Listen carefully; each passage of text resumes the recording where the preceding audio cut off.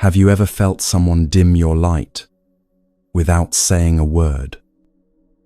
Their presence alone clouds your clarity, drains your calm, disturbs something deep inside you.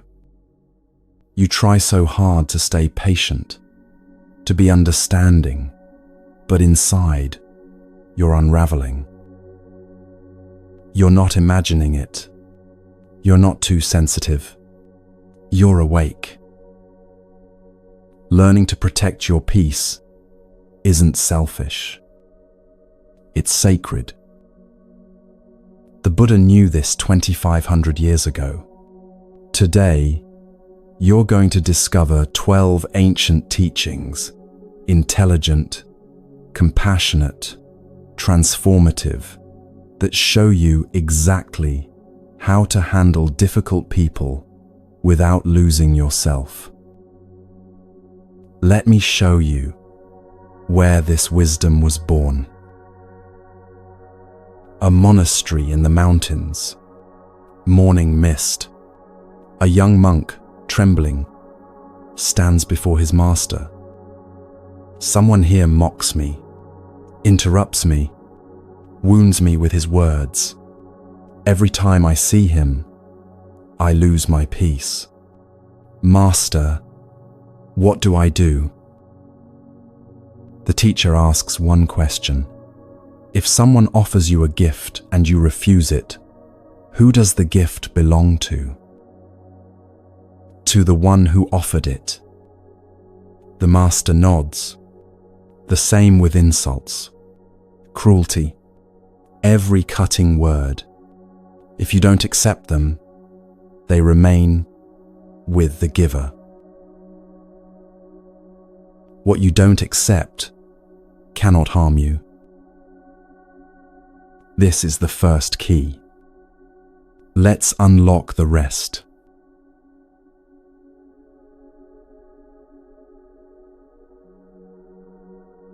Picture this. You're in a coffee shop, morning light streaming through the windows. The barista, tired, overwhelmed, snaps at a customer for asking a simple question. Or maybe you're at a family dinner. A relative makes a cutting remark about your choices, your life, your path. Or it's just an email, cold, harsh, unnecessary in its tone. Your chest tightens. That familiar voice inside whispers, "What did I do wrong?" This is where most of us live. In that question, in that tightness. But the Buddha taught something that shatters this pattern completely. He called it anatta, one of the three marks of existence that define all experience. While most translate it as non-self, its implications go far deeper than that simple phrase suggests. 2,500 years ago, the Buddha sat beneath the Bodhi tree and saw through the illusion that binds most people their entire lives, the illusion that we are separate, solid, permanent selves. And within this profound insight lies a truth that will set you free from taking anything personally. When someone lashes out, criticizes, judges, or wounds you with their words, they're not responding to who you actually are. They're responding to their own mind state, their own suffering, their own inner turbulence. You are not the cause of their storm. You simply witnessed it. Let that settle for a moment. Think of it this way. A tree doesn't take it personally when the wind bends its branches. The tree stands. The wind passes, neither changed by the other's nature. The Buddha said, "When you realize nothing is lacking, the whole world belongs to you." This isn't about having everything. It's about understanding that external reactions don't define your worth, because there is no fixed you to define in the first place. So why do we take things so personally? The ego, that constructed sense of self, seeks constant validation. It fears rejection, like a plant fears drought. We've been conditioned since childhood to believe we're responsible for others' emotions. If someone's angry, we must have caused it. If someone's disappointed, we must fix it. This belief creates a prison with invisible bars. We carry the weight of others' reactions as if they were stones we must hold forever. But Anatta teaches us something liberating. These reactions belong to the person experiencing them, not to you. In the Anatta Lakkhana Sutta, the Buddha taught his first 5 disciples about non-self, using the example of the body. He asked them, if the body were truly yours, could you command it never to age, never to sicken, never to die? Of course not. The body follows its own nature. The same is true for others' minds. Their thoughts, reactions, and emotions follow their own conditioning, their own karma, their own patterns. You can't control them any more than you can command your body not to age. Right now, wherever you are, think of something someone said that hurt. A criticism, a judgment, a dismissal. Feel where it lives in your body. Maybe it's tightness in your chest. Maybe it's a knot in your stomach. Maybe it's tension in your shoulders. Now ask yourself, what if their words had nothing to do with who I actually am? What if their reaction was shaped by their childhood wounds, their current stresses, their own fears and insecurities? What if it was their pain speaking, not truth about you? Notice what happens when you ask this. Notice the space that opens. A little breathing room where there was only tightness before. This is the beginning of freedom through Anatta. Let me tell you about a woman named Sarah. She worked in an office where her boss criticized everything she did. Every report was wrong. Every presentation needed fixing. Every idea was insufficient. For months, Sarah carried this home. She questioned her abilities. She lost sleep replaying conversations. She felt smaller and smaller with each passing day. The weight of his disapproval became the lens through which she saw herself. If he said she was inadequate, maybe she was. If he said her work was subpar, maybe it was. His perception became her reality. Then one afternoon, she overheard a conversation in the break room. Her boss's marriage was falling apart. His teenage daughter had stopped speaking to him. He was drowning in debt he couldn't discuss with anyone. The company board was questioning his leadership. The next time he criticized her work, something was different. The same harsh words, the same dismissive tone, but Sarah's experience had completely transformed. She saw a man in pain, lashing out at the nearest target. Not because she deserved it, but because pain doesn't discriminate in where it lands. His criticism wasn't about her work. It was about his life falling apart. His harsh words weren't evaluations of her worth. They were expressions of his suffering. Her peace returned that day, not because he changed, but because her understanding of anatta deepened. She still received his feedback professionally.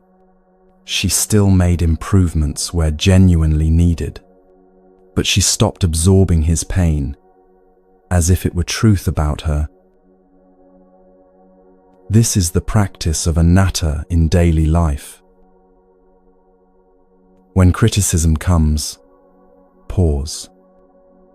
Take one breath, then silently recognize this is about their mind, state, not about who I am. You're not dismissing valid feedback.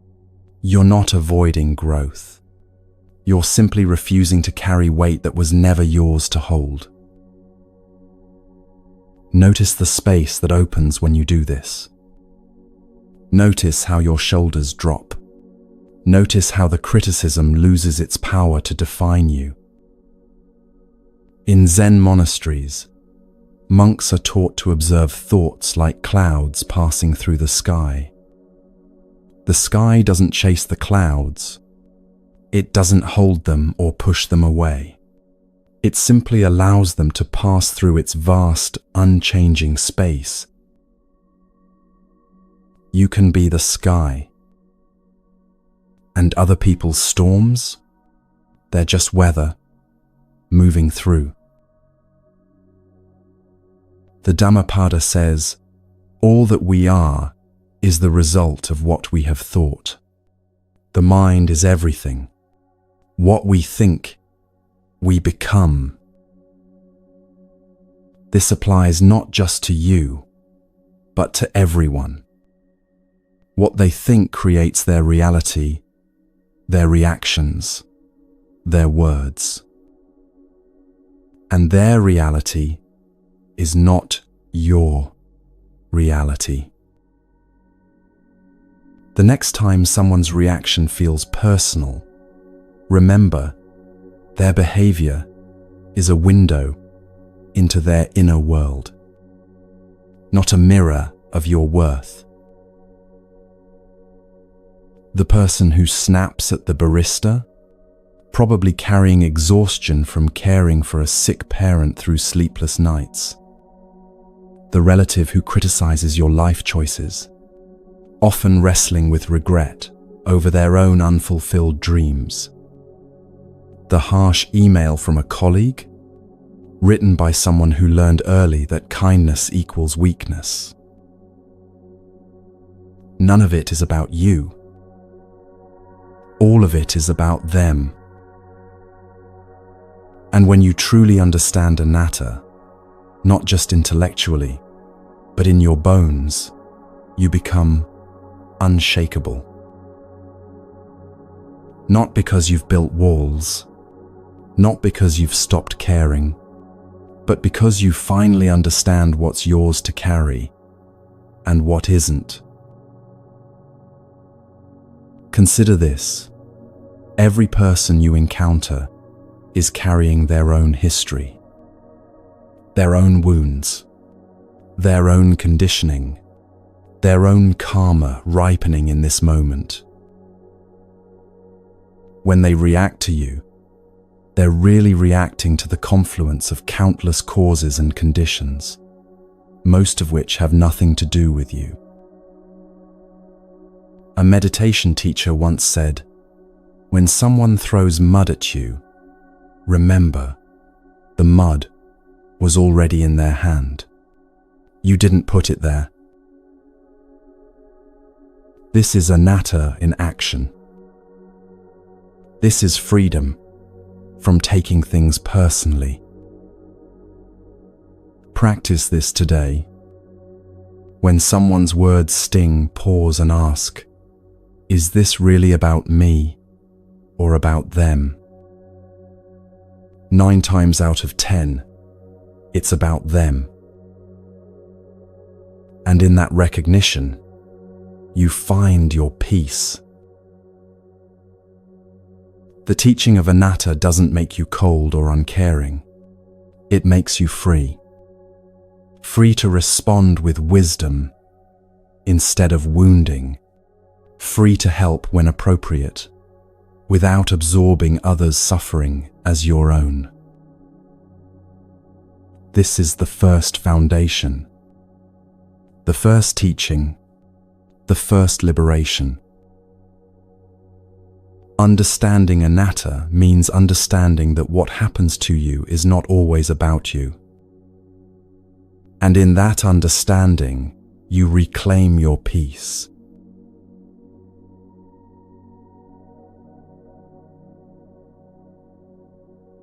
Before the difficult meeting, your stomach tightens.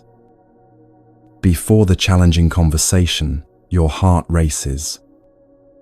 Before encountering that person who always disturbs your peace, you find yourself bracing, shoulders up, jaw clenched, armor on, ready for battle. We've all stood in this space of anticipation and dread. Most of us think protection means building walls, hardening ourselves, creating emotional distance, preparing for combat. But the Buddha taught something that seems, at first, completely backwards. He taught metta bhavana, the systematic cultivation of loving kindness. And he taught it not as a nice idea for peaceful moments, but as the ultimate form of protection in hostile ones. This is the second ancient teaching, and it might be the most misunderstood. How can softness protect you? How can love be armor? How can cultivating kindness toward difficult people keep you safe? The answer lies in understanding what actually harms us. It's not others' words that wound us most deeply. It's our own reactive mind states. Anger, fear, hatred, resentment. These are the true enemies. They eat us from the inside. Metta bhavana protects you by transforming your inner landscape so thoroughly that toxic seeds can't take root there.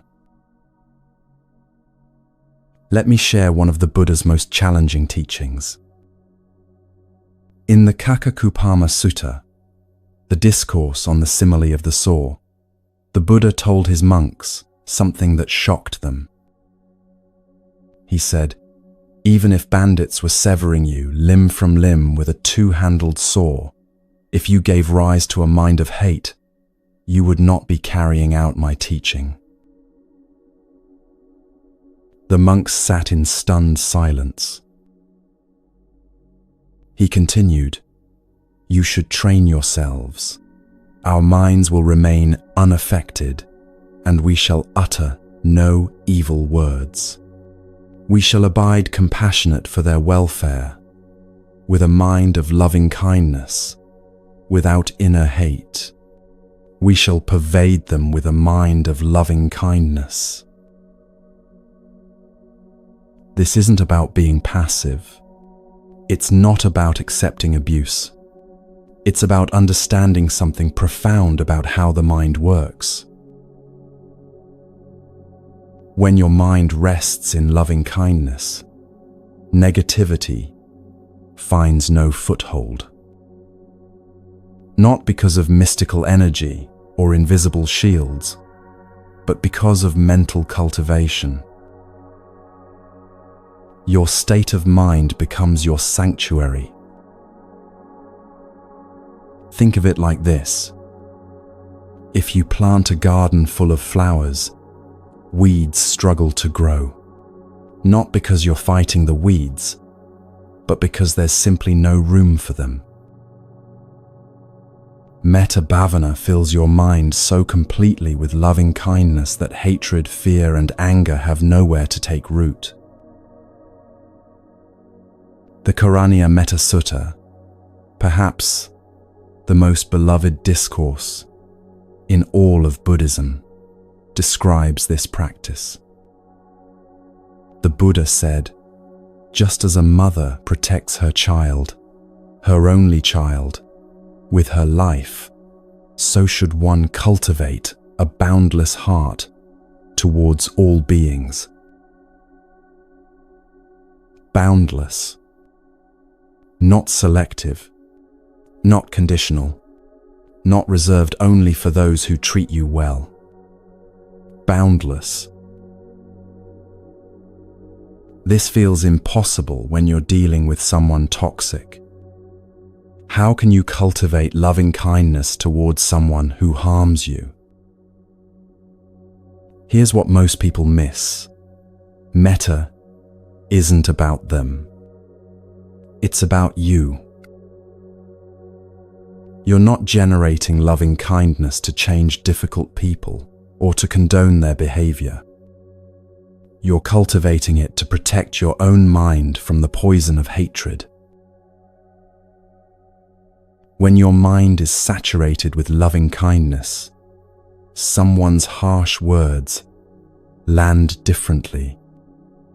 They don't penetrate because there's no matching frequency inside you to hook onto, no anger to feed their aggression, no fear to amplify their threats. You become like water. Criticism flows through. Insults can't take root. Toxicity finds nothing solid to cling to. Let me guide you through this practice right now. This moment. Together. Close your eyes if you'd like. If you're somewhere you can't close them, just soften your gaze. Take a deep breath, slow and full, letting your belly expand. Place one hand on your heart. Feel its steady rhythm. This heart that's been beating for you since before you were born. Now, silently, offer yourself these traditional phrases. Don't rush. Let each one sink in like rain into dry earth. May I be safe and protected. Breathe. Let those words settle into your body. May I be peaceful and at ease. Feel your shoulders beginning to soften. May I be healthy and strong. Notice any resistance that rises. Any voice that says you don't deserve this. Offer that voice loving kindness too. May I be happy and free. Rest here. Just rest in this wish for your own well-being. Now, imagine these phrases extending outward like light from a candle flame. First to someone you love easily, maybe a child, a dear friend, a beloved teacher. May they be safe and protected. May they be peaceful and at ease. May they be healthy and strong. May they be happy and free. Now, and this is where it gets challenging, bring to mind someone neutral. Maybe the person who delivered your mail today, or the stranger you passed on the street. May they be safe and protected. May they be peaceful and at ease. And finally, if you can, bring to mind someone difficult. Not the most difficult. Start small. Maybe someone who irritated you recently. This doesn't mean you approve of their behavior. It means you refuse to let their behavior poison your mind. May they be safe and protected. May they be peaceful and at ease.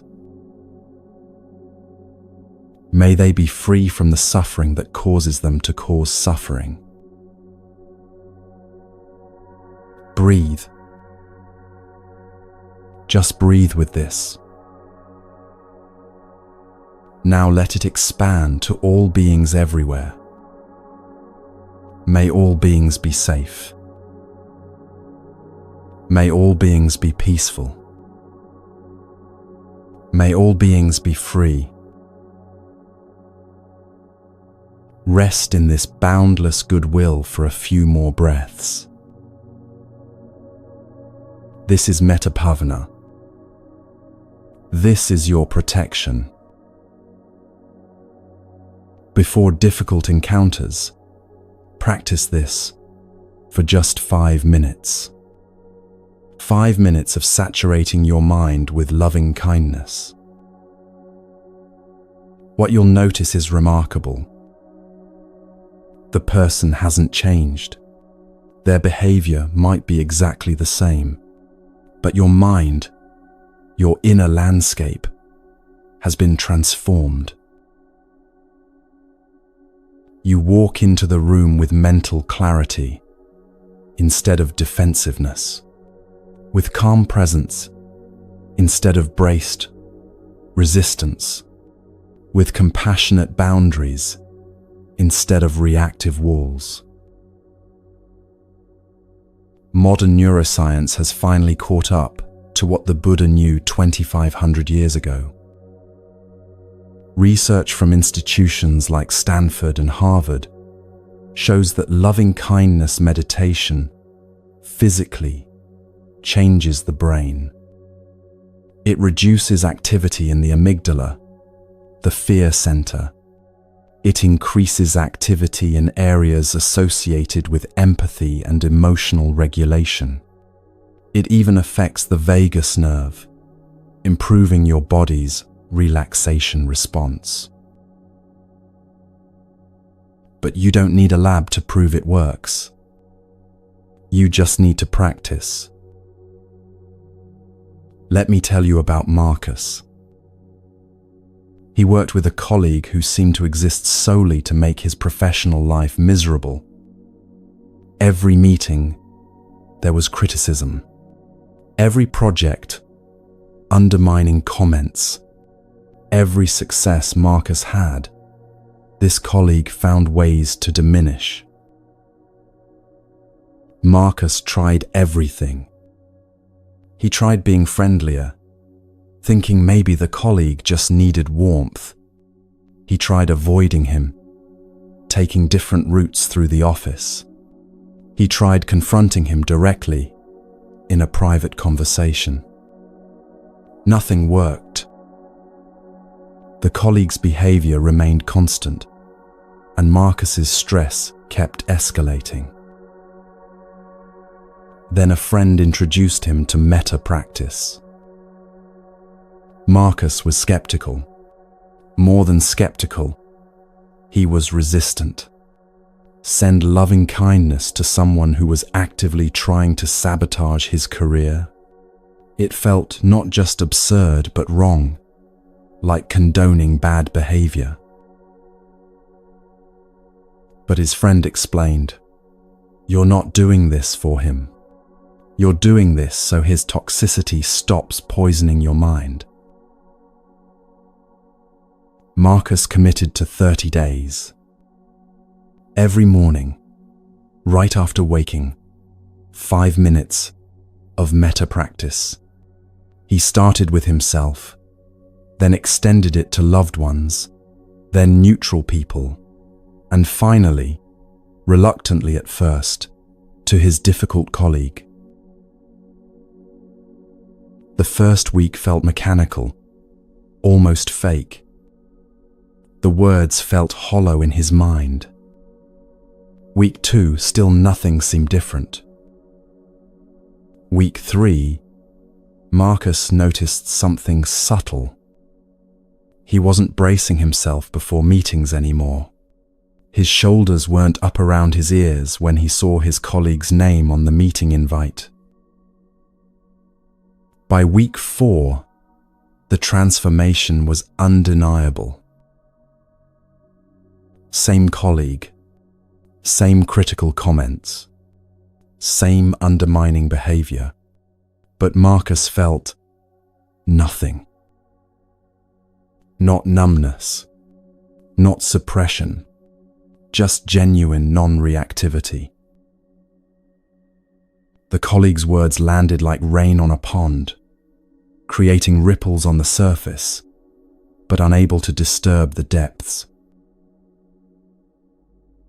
It wasn't magic. It was mental training. Marcus's mind had become so saturated with loving kindness that there was simply no room for the colleague's negativity to take root and grow into resentment, anger, or hurt. 6 months later, something unexpected happened. The colleague left the company, and Marcus realized he felt no satisfaction, no vindication, no good riddance. Just a quiet wish that the person would find peace wherever he went. That's when Marcus understood metta had set him free. This is what the Buddha meant by protection. Not armor that keeps the world out and makes you hard, but a mind so well cultivated, so thoroughly imbued with goodwill, that the world's chaos simply can't disturb your peace. Metta isn't about feeling warm and fuzzy toward everyone. It's about creating an internal environment where toxicity cannot take root. You're not changing them. You're transforming the soil of your own mind. And when that soil is rich with loving kindness, nothing harmful can grow there. The Metta Sutta says, one should develop a boundless heart toward all beings. As a mother would risk her life to protect her child, her only child, so should one cultivate a boundless heart toward all beings. This boundless heart doesn't make you weak. It makes you unbreakable. This is your protection. This is your fortress. This is your sanctuary. Not built from stone and defensiveness, but cultivated from compassion and wisdom.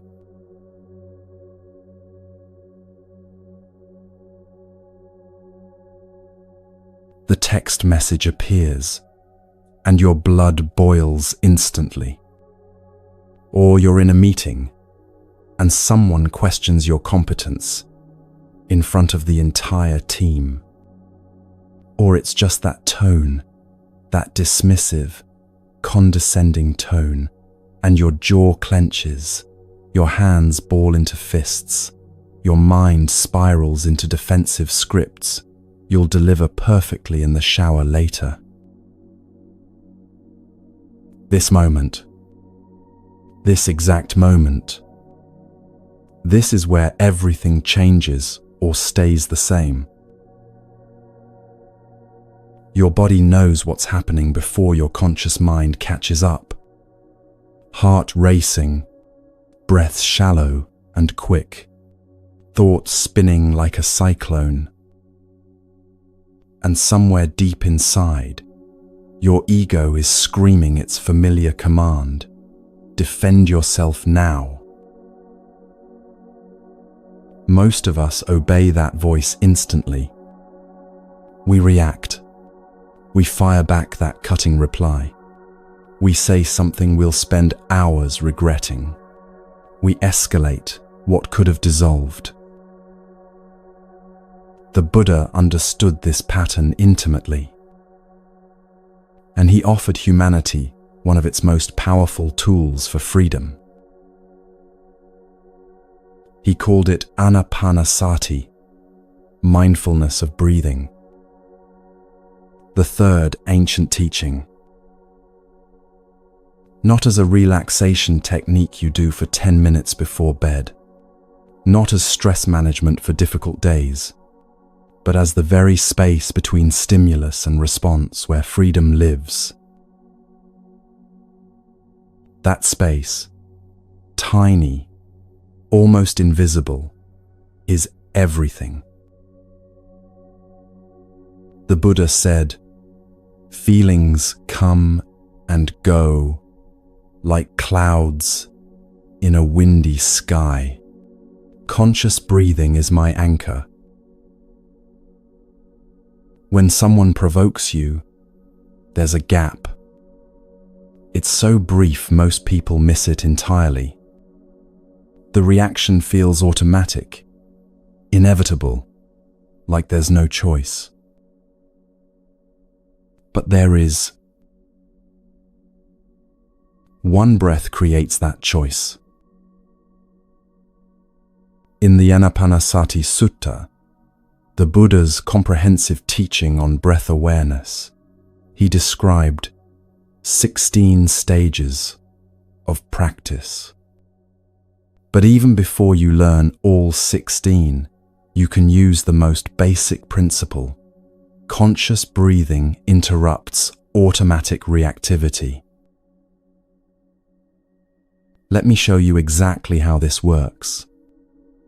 Not in theory, but in your body, right now, this moment. Wherever you are, sitting, standing, lying down, bring your attention to your breath. Don't change it yet. Just notice it.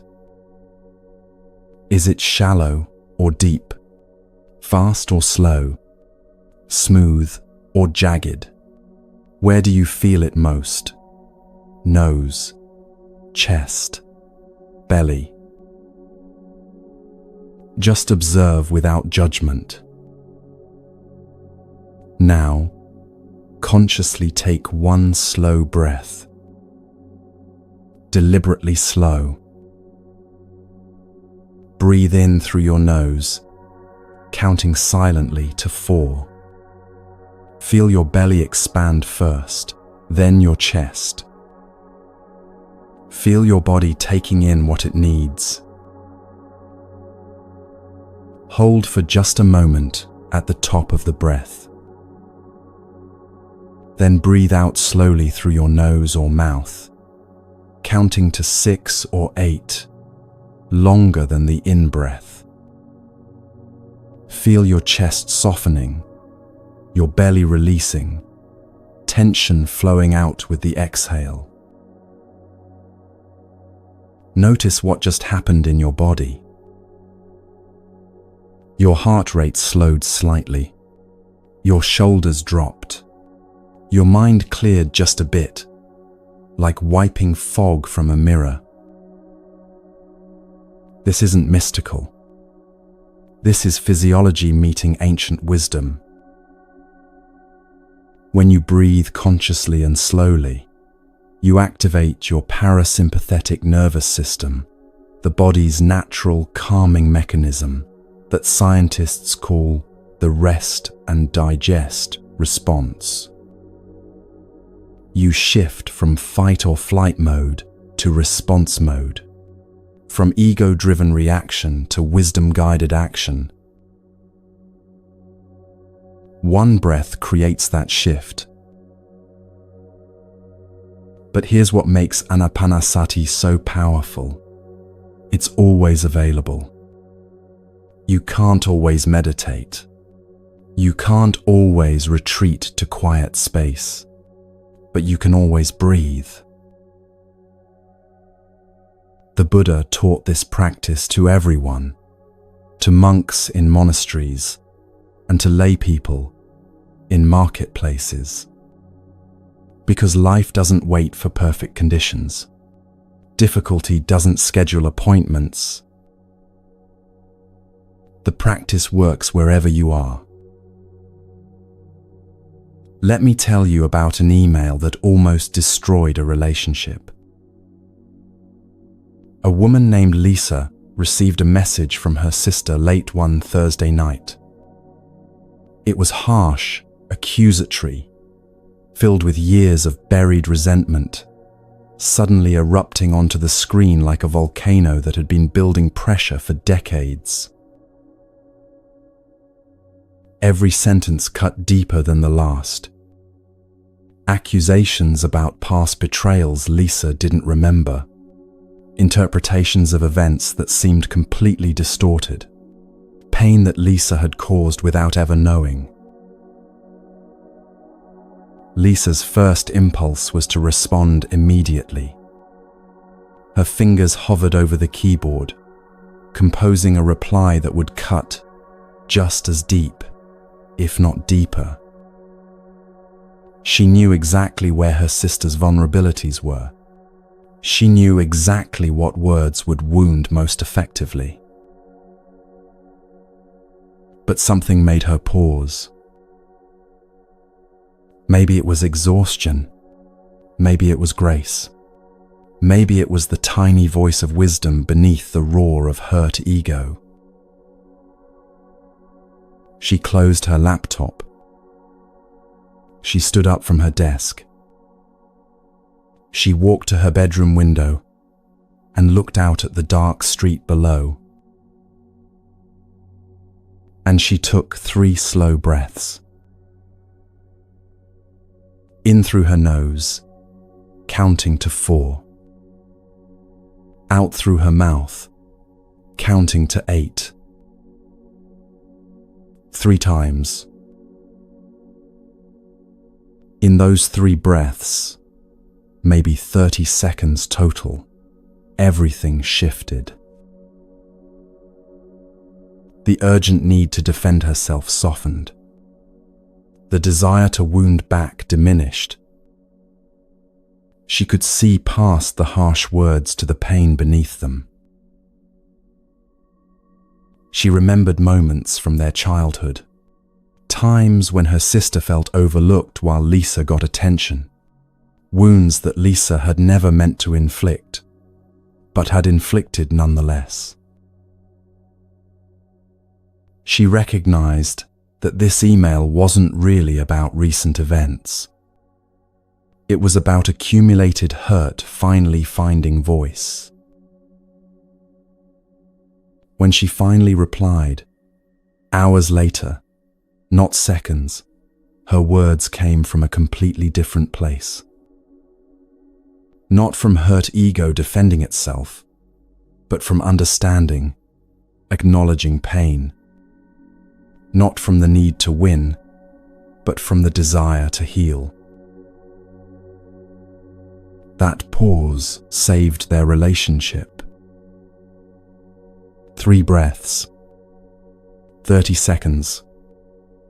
That's all it took to choose wisdom over wounding.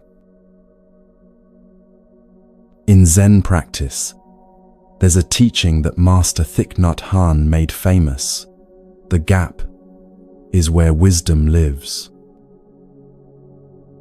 Not in the thoughts that race through your mind, not in the reactions that want to burst forth, but in the space between stimulus and response.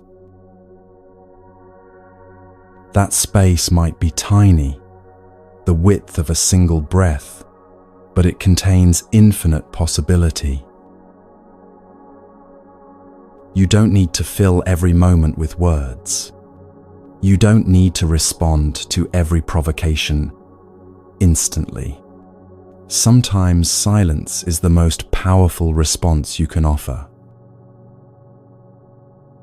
Your calm presence speaks louder than any defense, any explanation, any justification ever could. There was an executive named David who learned this lesson through years of painful experience. Board meetings in his company were brutal arenas. Certain board members seemed to view every presentation as an opportunity to tear him down, question his competence, undermine his authority in front of his peers. For years, David fought back verbally. Every attack met with immediate defense. Every question met with lengthy explanation. Every doubt met with insistence. It never helped. The attacks only intensified. The more he defended, the more they attacked. He was caught in an exhausting cycle of provocation and reaction. His performance reviews praised his work, but noted his defensiveness as a leadership weakness. Then his executive coach taught him one simple practice: 3 conscious breaths before every response. That's it. No elaborate technique, no complicated strategy. Just breathe 3 times before speaking. The first board meeting where he practiced this felt excruciating. Someone attacked his quarterly projections, calling them unrealistic and poorly researched. David's entire body screamed to defend immediately, to justify his numbers, to prove his competence. Instead, he breathed. Once, slow and deep. Twice, feeling his shoulders drop. 3 times, creating space between the attack and his response. Then he spoke, calmly, clearly, without defensiveness. I hear your concern about the projections. Let me walk through the data that supports them. No edge in his voice, no tightness in his body, just calm, factual response. The attacker seemed momentarily confused by the lack of defensiveness. There was nothing to push against. The energy in the room shifted from confrontation to collaboration. David kept practicing. Meeting after meeting, month after month, year after year. 3 breaths before every response, especially to provocations. Within a year, something remarkable happened. The attacks stopped. Not because David became better at defending himself, but because there was nothing to attack anymore. His calm became impenetrable, not through hardness, but through spaciousness. People started describing him differently. Unshakable, centered, wise beyond his years, the calm in any storm. He rose from manager to director to vice president, to CEO. When people asked his secret to handling pressure, he'd smile and say, "I learned to breathe." They thought he was being modest or metaphorical. He wasn't. 3 conscious breaths had literally changed the trajectory of his career and his life. This teaching of Anapanasati isn't about suppressing your feelings. It's not about swallowing anger or pretending hurt doesn't exist. It's about creating space between what happens and what you choose to do about it. In that space lives your power, your freedom, your wisdom. The Anapanasati Sutta describes how the Buddha himself practiced this way. He'd breathe in, knowing he was breathing in. He'd breathe out, knowing he was breathing out. Simple awareness of breath, moment by moment.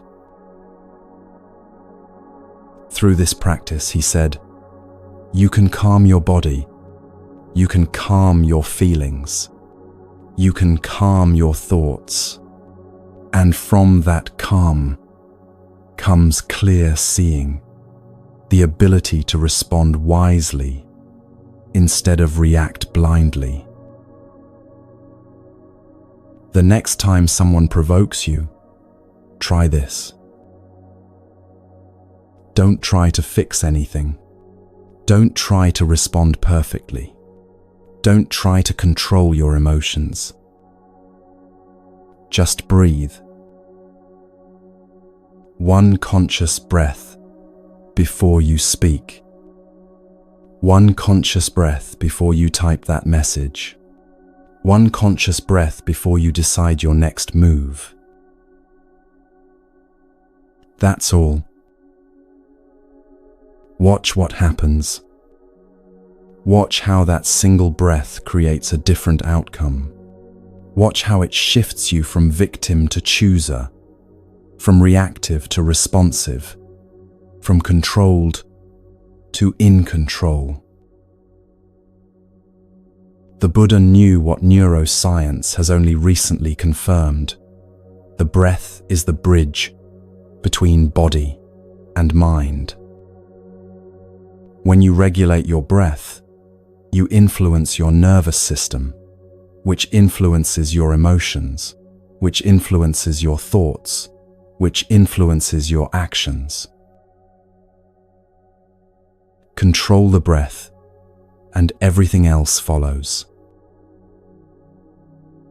This is not about perfection.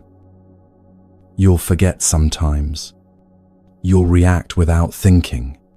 That's human. But the more you practice, the more automatic it becomes. The pause starts happening naturally. The space grows wider. The choice becomes clearer. And in that growing space, you find something precious, your freedom. No one can take your peace if you don't hand it over in that moment of reaction.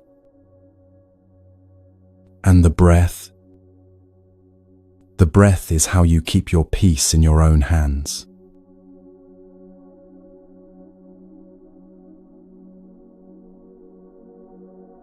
The text comes in at 9:17 p.m. on a Sunday. Hey, can you help me with something real quick? You know it won't be quick. It never is.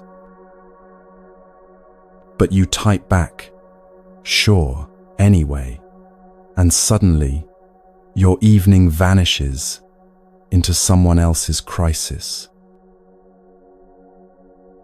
Or maybe it's the friend who always needs just one more favor, one more listening session, one more rescue from problems they could solve themselves. Or the family member whose emergencies somehow always become your emergencies to solve. Or the colleague who's conveniently forgotten how to do their own job. And every single time you say yes when everything inside you screams no, something dies a little. Not all at once, more like a slow erosion, water wearing away stone. The guilt is crushing. If I don't help, who will? They need me. I should be more giving, more patient, more selfless. But here's what almost no one tells you about true compassion. It includes yourself. The Buddha's fourth teaching, Samma Kamanta, or right action, is perhaps the most misunderstood aspect of the Eightfold Path. We've been taught a distorted version of spiritual practice. One where being good means saying yes to everyone, helping everyone, being available to everyone, all the time, regardless of cost to yourself. This isn't Buddhism. This is self-destruction wearing spirituality's clothing. Right action means action that's aligned with wisdom and compassion, and that includes compassion for yourself. True compassion doesn't drain you dry. It sustains you. The Buddha taught that there are 4 types of people: those who care for others, but not themselves; those who care for themselves, but not others; those who care for neither, and those who care for both. Only the 4th type, caring for both self and others, reflects right action. Boundaries aren't walls built from selfishness. They're clarity about what's yours to carry and what isn't. The Buddha himself demonstrated this. He didn't try to save every person he encountered. He taught those who were ready to hear. He moved on from those who weren't. He rested when he needed rest. He maintained boundaries that allowed his teaching to continue for 45 years. He even had a personal attendant, Ananda, specifically so he wouldn't be overwhelmed by constant demands. The Buddha said, "You yourself, as much as anybody in the entire universe, deserve your love and affection." Read those words again slowly. You yourself, as much as anybody in the entire universe, deserve your love and affection. Not after you've helped everyone else. Not when you've earned it through endless service. Not if you manage to be perfect enough. Now, always, unconditionally. Saying no to protect your peace is saying yes to your practice. And here's what most people struggle to accept. No is a complete sentence. You don't need to explain. You don't need to justify. You don't need to apologize for having limits like every other human being on this planet. No, spoken with kindness, is compassion for both people. It's compassion for them because it's honest. You're not building resentment that will poison the relationship later. It's compassion for you because it's protective. You're honoring your own needs as worthy of respect. Let me show you what this sounds like in practice.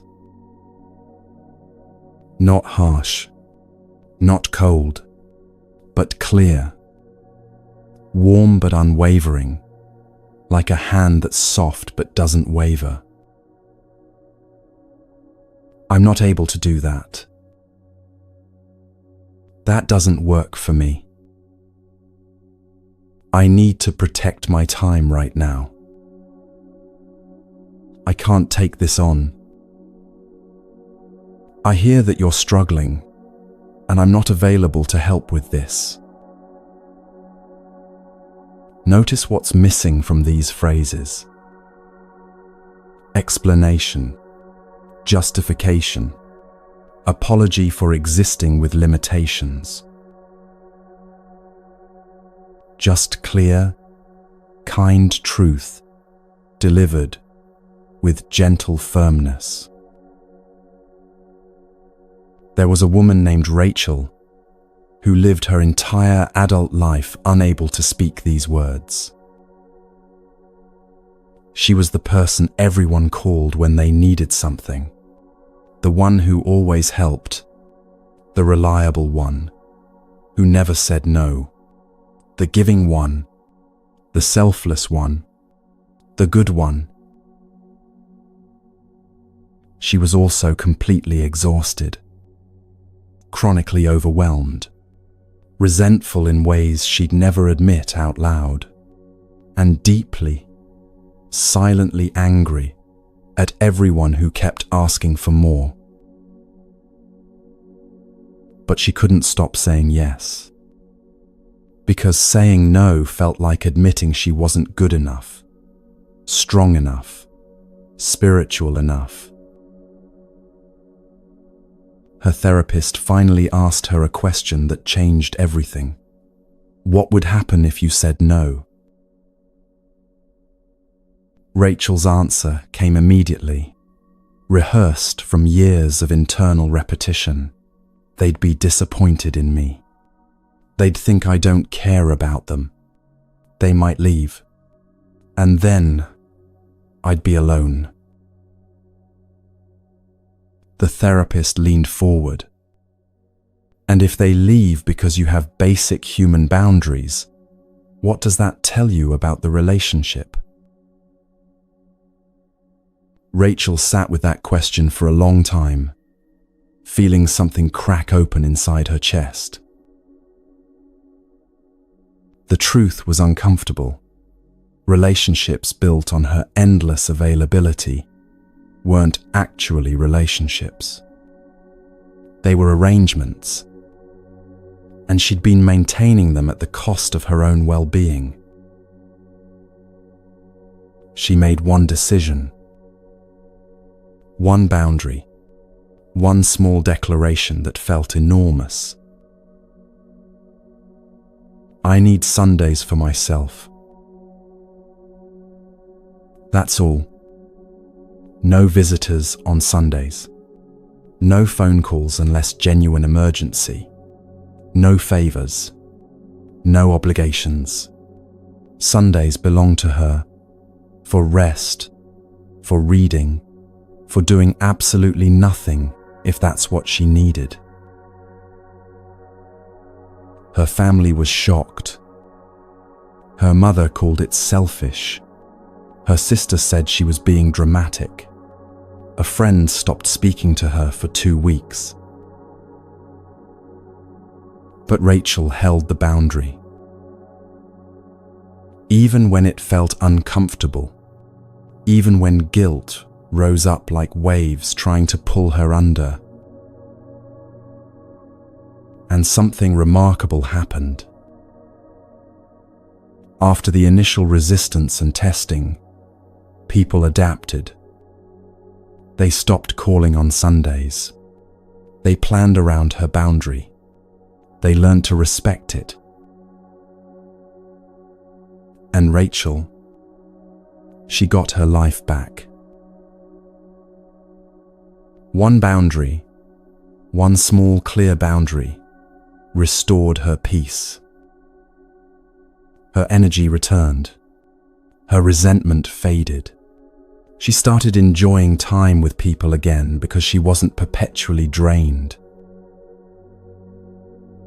Most surprisingly, her relationships deepened. When she showed up for people, they knew she genuinely wanted to be there, not that she couldn't say no. This is your invitation. This week, set one boundary. Just one. Something small but real. Something that honors your needs without apology. Maybe it's, I don't answer work messages after 6 p.m. Maybe it's, I need one evening a week, completely alone. Maybe it's, I can listen for 20 minutes, but then I need to go. Maybe it's, I don't lend money to friends or family.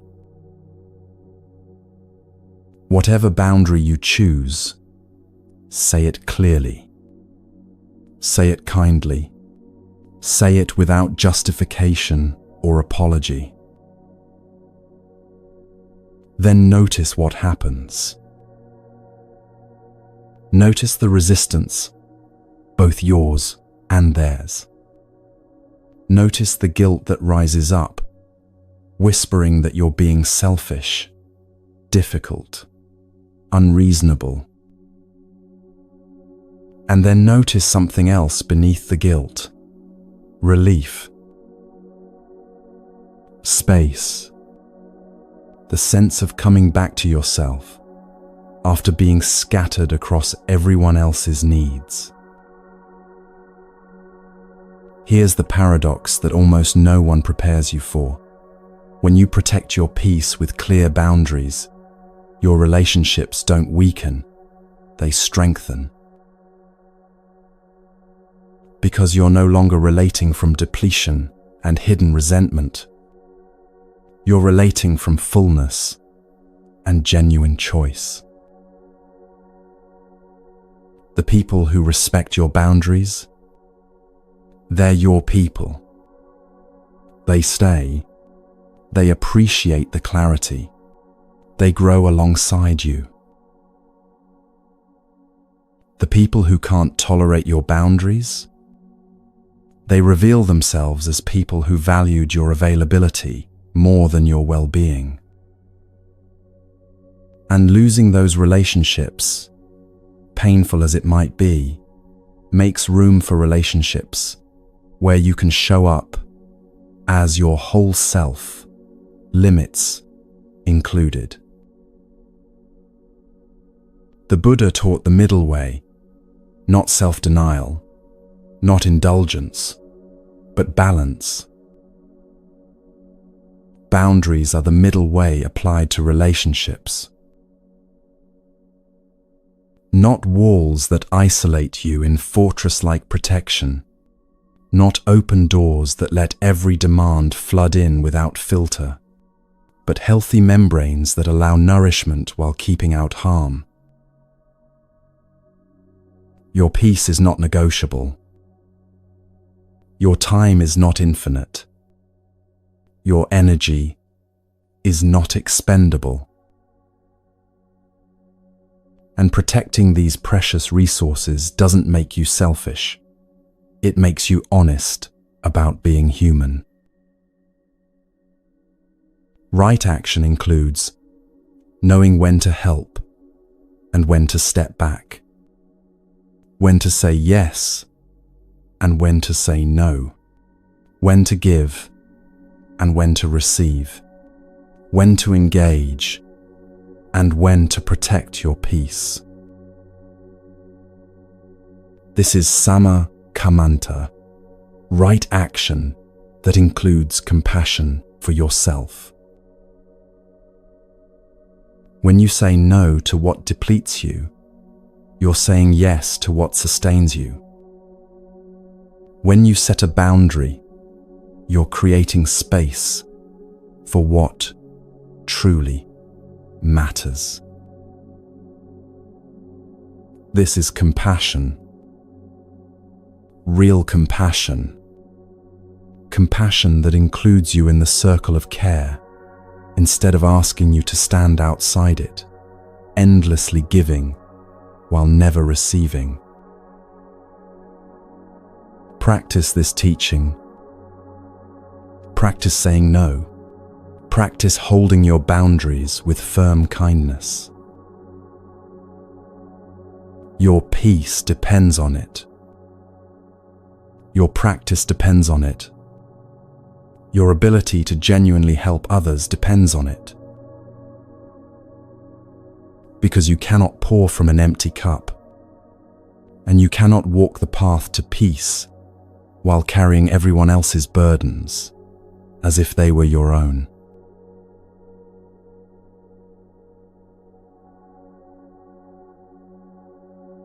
Someone's anger explodes in your direction, sudden, intense, seemingly about nothing you can identify. Your mind races. What did I do? How did I cause this? What should I fix? The urge to explain, defend, make it right floods through you like adrenaline. You're standing in your kitchen, or sitting at your desk, or driving your car, and suddenly you're spinning through every interaction, searching for what you did wrong, how you caused this person's fury. But here's what the Buddha discovered beneath the Bodhi tree, a truth so liberating it can free you from this exhausting pattern forever. He called it Yathabhuta Jnana, knowledge of things as they actually are.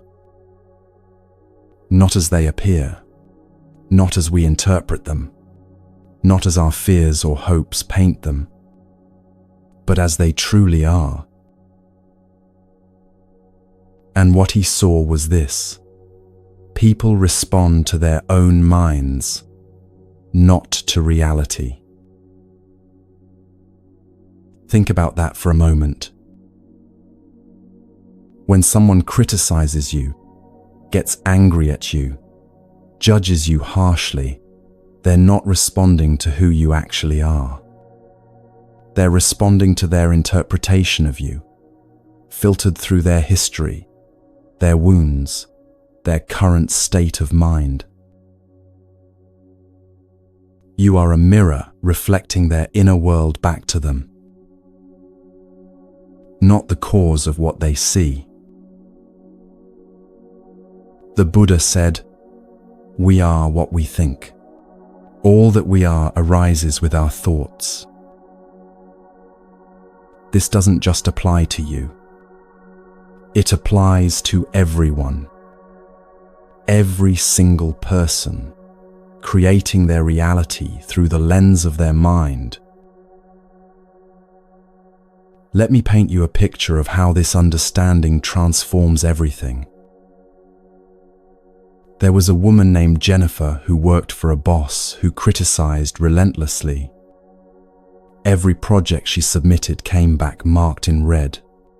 Every presentation she gave received harsh feedback. Every idea she offered met immediate skepticism. For 2 years, Jennifer absorbed this as truth about her competence. If her boss, experienced, respected, authoritative, saw her work as inadequate, then surely it must be inadequate. She worked longer hours, double-checked everything, sought perfection in every detail. But nothing changed. The criticism remained constant, like rain that never stops. Jennifer started having Sunday night anxiety attacks, started updating her resume, started believing she might not be cut out for this career after all. Then one Friday, everything shifted. Jennifer stayed late to finish a report. As she was leaving, she passed her boss's office and heard him on the phone. The door was slightly open, and his words drifted into the hallway. "I don't know how much longer I can keep this up. The board wants results I can't deliver.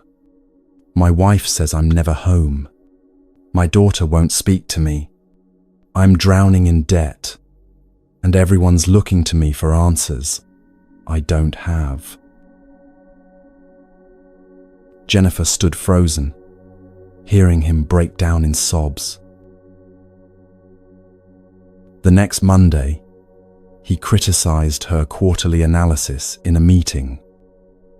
Same harsh tone, same dismissive body language, same words that usually cut deep. But something was completely different. Jennifer didn't feel the usual sting. Instead, she saw a man drowning, gasping for control by criticizing everything around him. His words weren't about her analysis. They were about his failing marriage, his financial terror, his imposter syndrome as a leader. The criticism was the same, but Jennifer's understanding had transformed. She saw through the surface to the suffering beneath. And in that seeing, she found her freedom. She still listened professionally to his feedback. She still made improvements where genuinely warranted. But she stopped absorbing his pain as evidence of her inadequacy. This is Yathabhuta Jnana in action, seeing things as they actually are. That angry person who snaps at everyone. Look closer. Fear lives underneath, masquerading as aggression. That controlling person who micromanages every detail.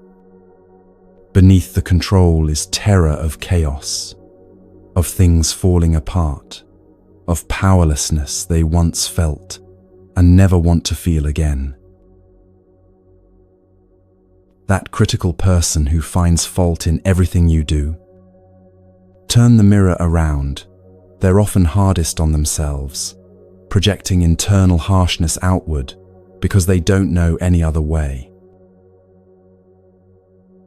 This understanding doesn't excuse harmful behavior. This is crucial to grasp. You can hold two truths simultaneously.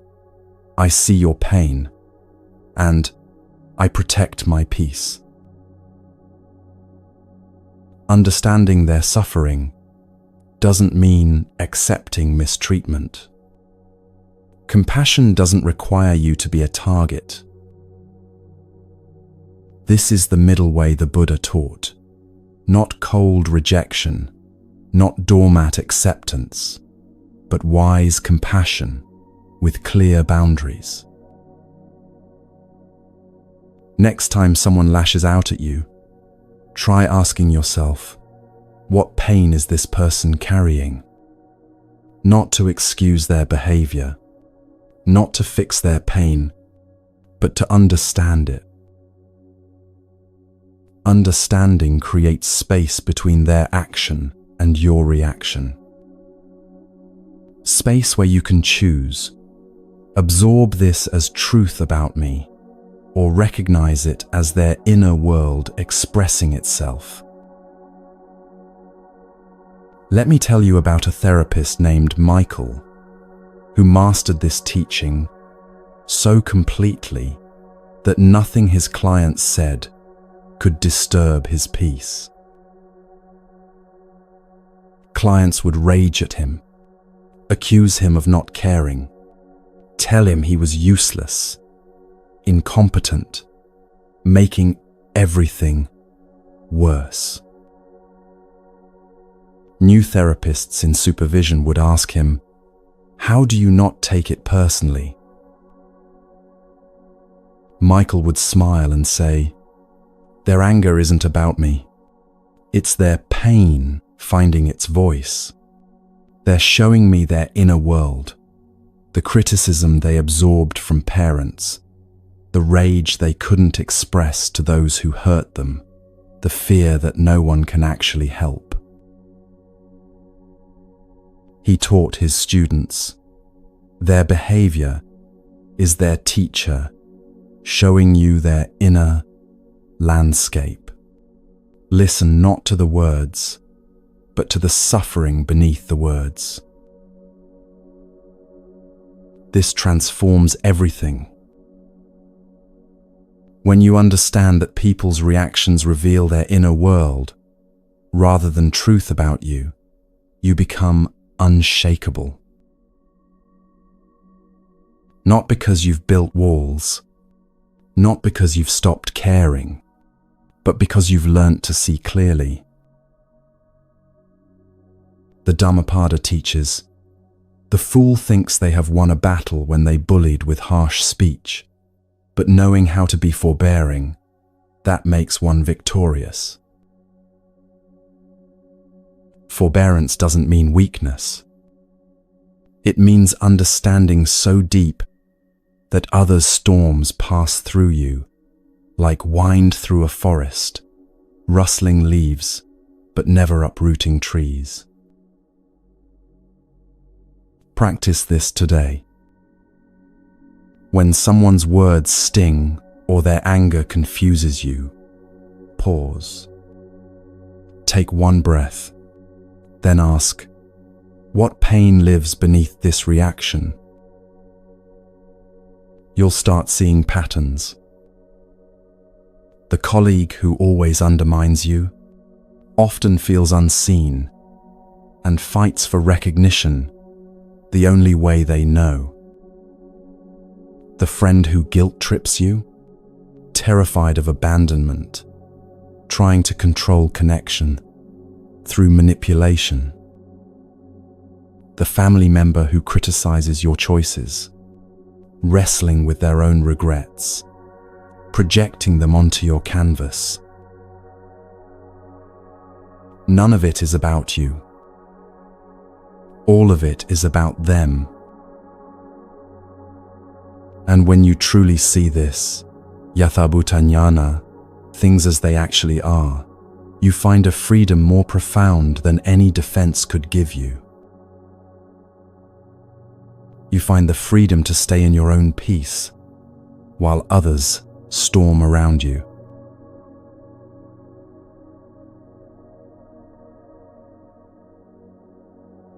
You've explained yourself 3 times now, using different words, trying different approaches, hoping this time they'll finally understand. They don't. Each explanation seems to invite more questions, more challenges, more demands for justification. And with each round, you feel more exhausted, more depleted, more like you're pouring yourself out, while nothing fills you back up. This is a pattern many of us know too well. Defending our choices endlessly, justifying our boundaries repeatedly, explaining our peace to people who aren't interested in understanding. But there's an ancient teaching that offers a radically different way. In the Pali Canon, the Buddha spoke often of Arya Tunibhava, noble silence. Not silence from cowardice or avoidance, but silence that comes from wisdom, from knowing that some things need no defense. There's a famous Zen koan that illustrates this perfectly. A student asked Master Zhaozhou, "Does a dog have Buddha nature?" The master responded with one word, "Mew." Mu means nothing. No. Thing. The sound of a question dissolving into silence. Not because the master didn't know the answer, but because some questions don't deserve the energy of elaborate response.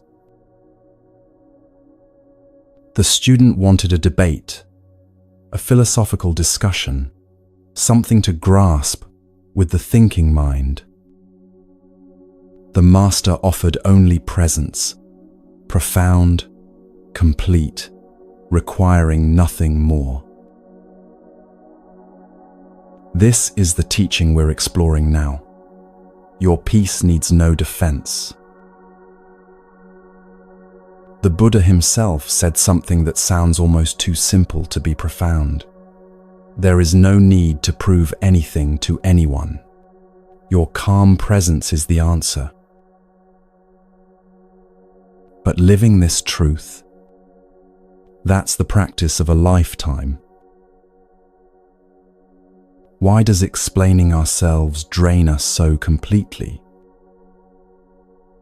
Because in explaining, we're seeking validation from people who fundamentally don't understand what we're protecting. We're inviting debate where none is needed. We're giving away our power by suggesting that our choices require external approval to be valid. Every explanation is, at its core, asking, is this okay? Am I okay? Will you validate my decision? But here's what noble silence teaches. Your calm doesn't need defense.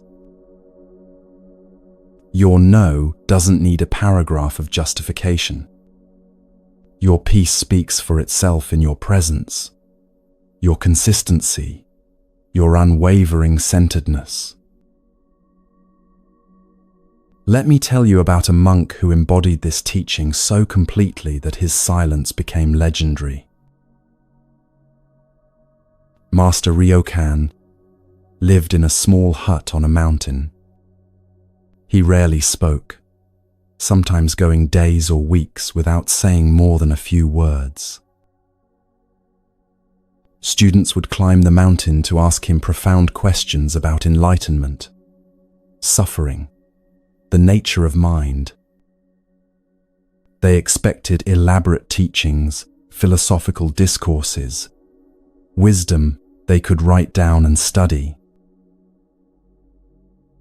Instead, Ryokan would often just smile, or pour tea, or continue whatever simple task he was doing, sweeping, tending his garden, mending his robe. The students would grow frustrated. Master, we came all this way for teaching. Please, explain the path to us. Ryokan would look at them with infinite kindness and say nothing. Or sometimes he'd say, "The tea is ready." His silence taught more than volumes could. It taught that presence is enough. That peace doesn't need to defend itself or explain itself. That some truths can only be transmitted through wordless demonstration.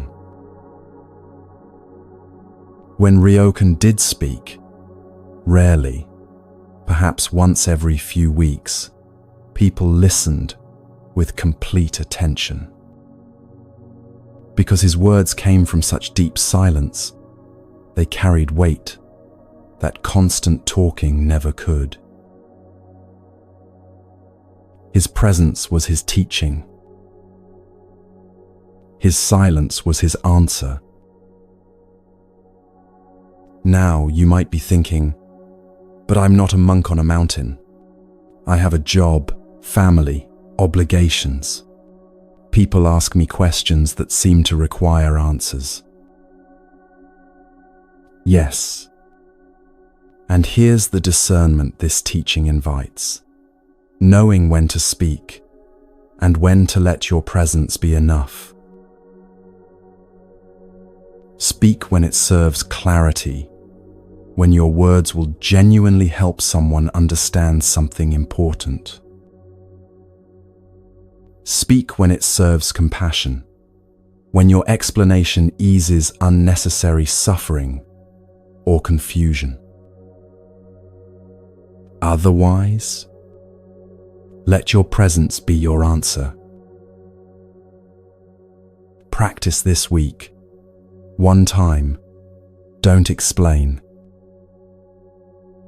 Someone asks why you're making a particular choice. Instead of the usual paragraph of justification, try, "That's my choice." Or, "That's what works for me." Or simply, "Yes, that's what I'm doing." Then, and this is the hard part, stop. Don't fill the silence. Don't elaborate. Don't justify. Notice what happens in your body. Notice the discomfort, the urge to keep explaining, the fear that silence equals rudeness or coldness. Breathe through it. And then notice something else, the freedom. The relief of not having to convince anyone. The power of standing in your choice without apology. The peace of letting your presence speak louder than your words. Let me tell you about a woman named Alison, who transformed her entire life through this practice. Alison was vegan, and for years she explained this choice constantly. At every dinner party, every family gathering, every work lunch, someone would ask, "Why vegan?" And she'd launch into her reasons: ethics, environment, health, all of it. The explanations led to debates. The debates led to defensiveness. The defensiveness left her exhausted and resentful, dreading social situations that should have been enjoyable. One day, at her sister's birthday dinner, someone asked the familiar question, "So, why are you vegan again?" Alison took a breath, and instead of her usual explanation, she said simply, "It's what works for me."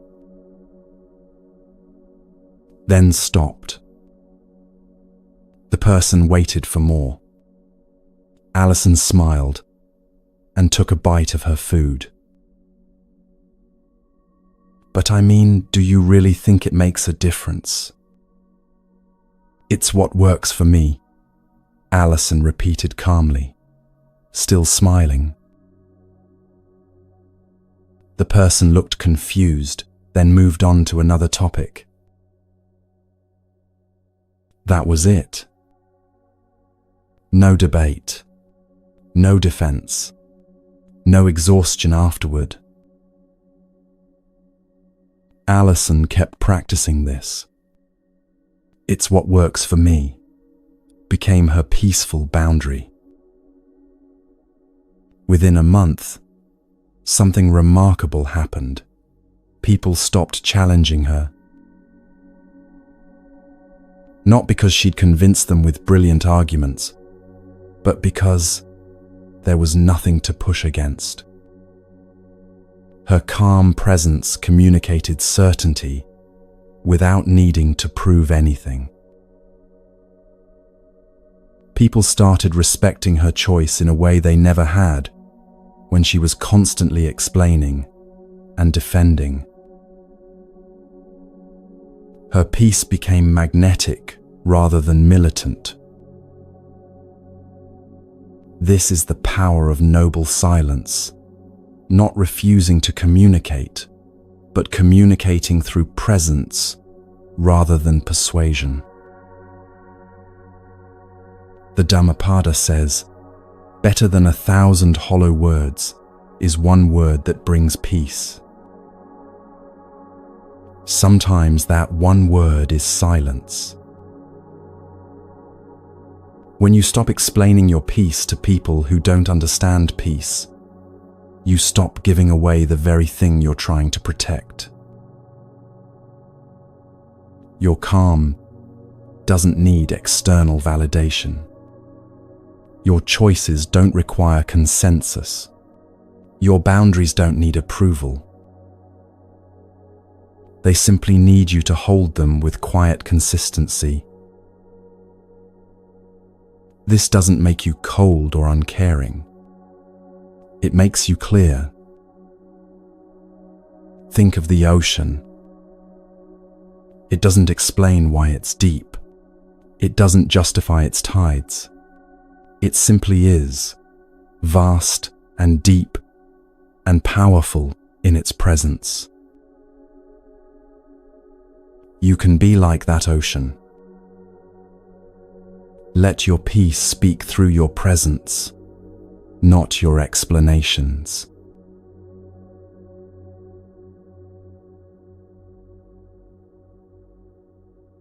It's 9:30 at night and you're still thinking about it. That argument, that disagreement, that comment someone made that you should have responded to differently. You've replayed the conversation 17 times, crafting better comebacks, stronger arguments, more devastating responses. You won every imaginary version of the argument. But somehow, lying here in the dark, you don't feel victorious. You feel exhausted. And tomorrow when you wake up, the first thought will be that conversation again, like a song stuck in your head that you can't stop playing. Here's the question nobody asks you but changes everything when you ask yourself, what was that argument even about? Really about? Not the surface topic, politics, parenting styles, whose turn it was to do the dishes. But what underneath? Often, the answer is simple and uncomfortable. Ego. The need to be right. The need to have the last word. The need to win, even when winning means losing your peace. The Buddha taught something he called sama vayama, right effort. It's the sixth factor of the Noble Eightfold Path, and it's often misunderstood. People think right effort means trying harder, doing more, pushing through obstacles. But that's not what the Buddha meant at all. Right effort means discernment. Knowing where to place your energy and where to withdraw it. Not all conflicts deserve your energy. Not all battles deserve to be fought. Some fights the wise person simply walks away from, not from cowardice, but from clarity about what truly matters. The Buddha said, holding on to anger is like grasping a hot coal with the intent of throwing it at someone else. You are the one who gets burned. Every argument you engage in burns you first. Every debate you enter costs you peace you can't get back. Every need to prove yourself right takes from the finite energy you have for things that actually matter. So here's the question that changes everything. The question that embodies Samavayama. Do I want to be right, or do I want to be at peace? Sit with that for a moment. Not as a rhetorical question, but as a real choice you face multiple times every day. Someone says something you disagree with. Do you want to be right, or do you want to be at peace? Someone misunderstands your intention. Do you want to be right, or do you want to be at peace? Someone shares an opinion that contradicts your deeply held beliefs. Do you want to be right, or do you want to be at peace? You can't have both in every moment. Not really. Being right often costs peace, and peace often requires releasing the need to be right. Let me tell you about a man named David who argued about everything. Politics with his brother-in-law, parenting styles with his ex-wife, religion with his sister, climate change with his father, proper barbecue technique with his neighbor.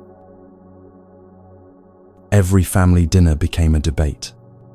Every casual conversation a potential battlefield. Every difference of opinion an opportunity to educate, correct, convince. David prided himself on being informed, on standing up for truth, on not backing down from important discussions. He didn't notice how tired his relationships had become, how people's eyes glazed over when he started talking, how invitations became less frequent, how even his own children seemed to brace themselves before visiting. One Sunday dinner, his sister made a comment about something political. David felt the familiar fire rise up, the need to respond, to correct, to engage. But then he had a thought he'd never had before. What if I just don't? It felt strange, almost physically uncomfortable, like holding your breath underwater. His sister's comment hung in the air. David opened his mouth, then closed it, took a breath, took a sip of water, said nothing. The conversation moved on, and David felt something unexpected, relief. Not the satisfaction of having won an argument, but the quiet peace of not having entered one. He started practicing this. Not with every disagreement. Sometimes he still engaged. But he started asking himself first, will this matter in a week, a month, a year? If the answer was no, he let it pass. Does this person want understanding, or do they want a fight? If they wanted a fight, he declined the invitation. What do I actually gain by engaging here? Often, the answer was nothing but temporary ego satisfaction and lasting peace disruption. Over 6 months, David's relationships transformed. Family dinners became enjoyable again. His children visited more often. His sister told him one day, I don't know what's changed, but you're different. Calmer. I actually look forward to seeing you now. David had more energy for things that mattered. His work, his creative projects, his meditation practice. Because he wasn't bleeding that energy into endless arguments that changed nothing except his stress level. This is sama vayama, right effort applied to conflict. Not avoiding all conflict, but wisely discerning which conflicts deserve your energy and which don't. Here's a practical framework: the pause and question technique. Someone says something inflammatory, something that triggers your need to respond. Pause. Just for 3 seconds. Then ask yourself 3 questions.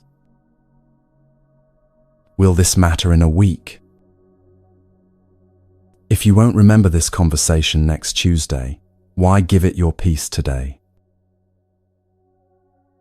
Does this person want understanding, or just to vent? If they're not actually open to dialogue, you're shouting into wind. What do I gain by engaging? Real gains, deeper understanding, resolution, connection. False gains, being right, having the last word, satisfying ego. If you can't identify a real gain, let it go. What you gain when you stop fighting unnecessary battles. Energy for what truly matters. Your practice, your creativity, your genuine relationships.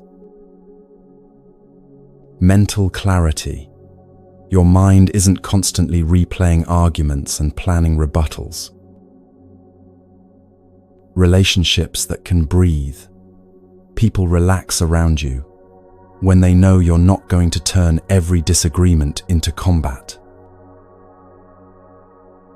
Respect from unexpected places. People admire those who don't need to win every argument.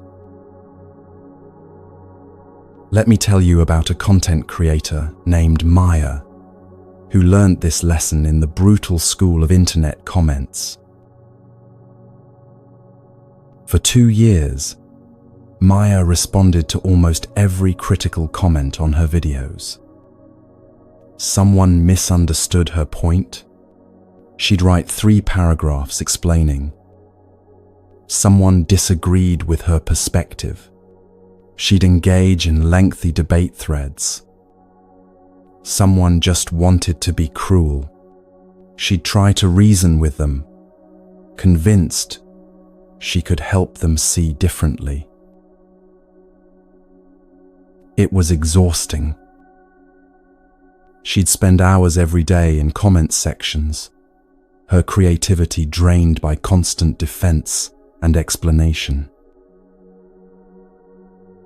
One day, her therapist asked, "Are any of these conversations actually conversations? Or are they just energy drains disguised as dialogue?" Maya realized they were energy drains. Almost no one changed their mind. Almost no one actually wanted understanding. They wanted attention, or they wanted to fight, or they wanted to bring her down to their level of frustration. She made a decision. She would create in peace and let the work speak for itself. She stopped reading most comments. She stopped responding to criticism. She stopped trying to convince people who didn't want to be convinced. her channel grew faster than it ever had. Because instead of spending energy defending past videos, she was creating new ones. Her peace stabilized. Her joy in creating returned. And ironically, the negative comments decreased, as if trolls lost interest when they couldn't get a reaction. This is the wisdom of Samavayama, protecting your energy for what matters by declining what doesn't. Not every invitation to fight deserves acceptance. Not every disagreement deserves your peace as payment. The Buddha taught 4 aspects of right effort. Prevent unwholesome states from arising. Abandon unwholesome states that have arisen. Cultivate wholesome states not yet present. Maintain wholesome states already present. Applied to conflict, this means don't enter arguments that will disturb your peace. Exit arguments that are already disturbing your peace. Cultivate understanding and compassion instead. Protect the peace you've already found. This teaching doesn't make you passive or avoidant. It makes you strategic, intentional, wise about where you place your most precious resource, your attention, your energy, your peace. Take a breath. Release the need to win every argument. Your peace is worth more than being right.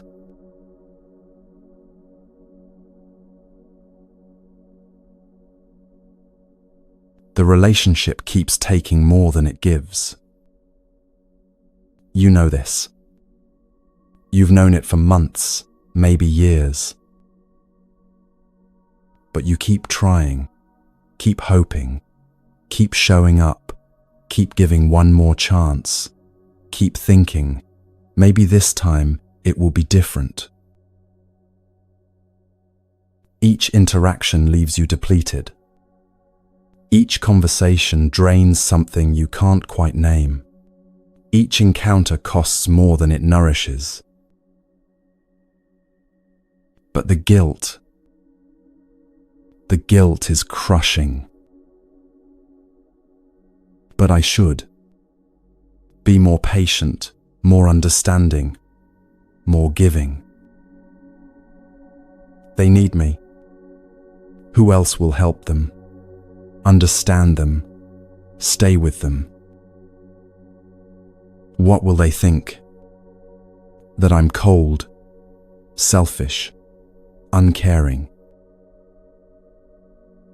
So you stay, and you suffer, and you wonder when compassion became self-destruction.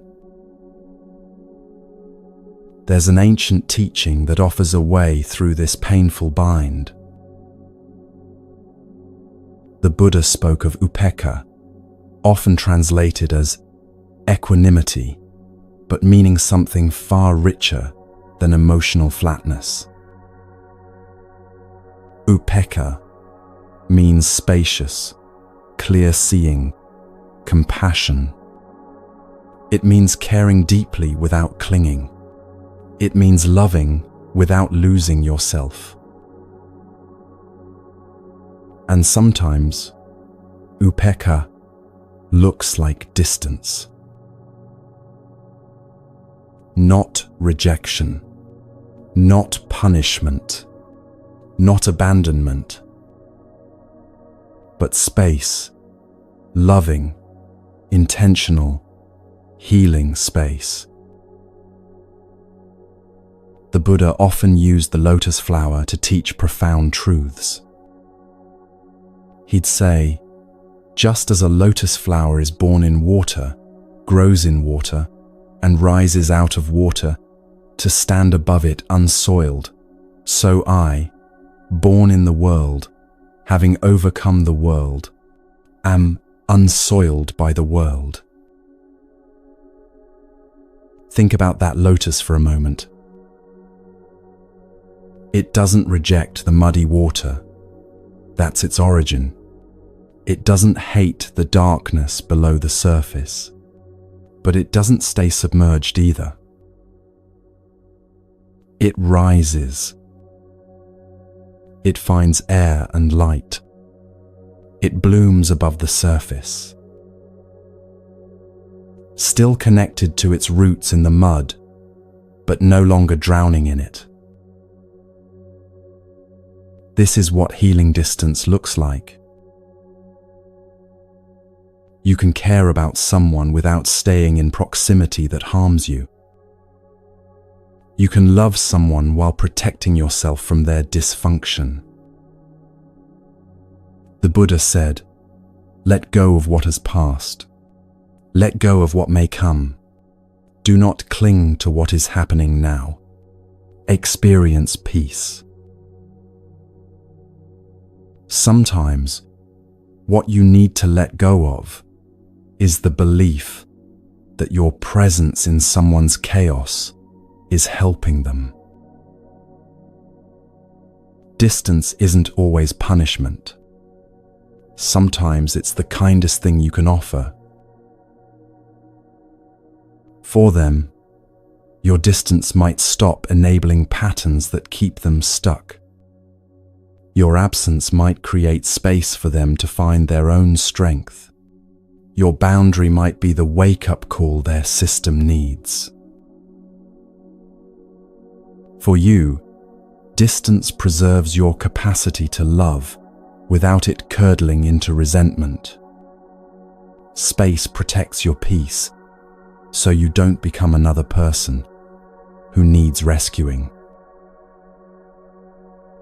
Let me tell you about a mother and daughter caught in a cycle so toxic they could barely breathe. Every phone call devolved into criticism. Every visit ended in tears. Every attempt at connection reopened old wounds that never seemed to heal. The daughter, now in her 30s, would call her mother seeking support and leave feeling small, inadequate, judged.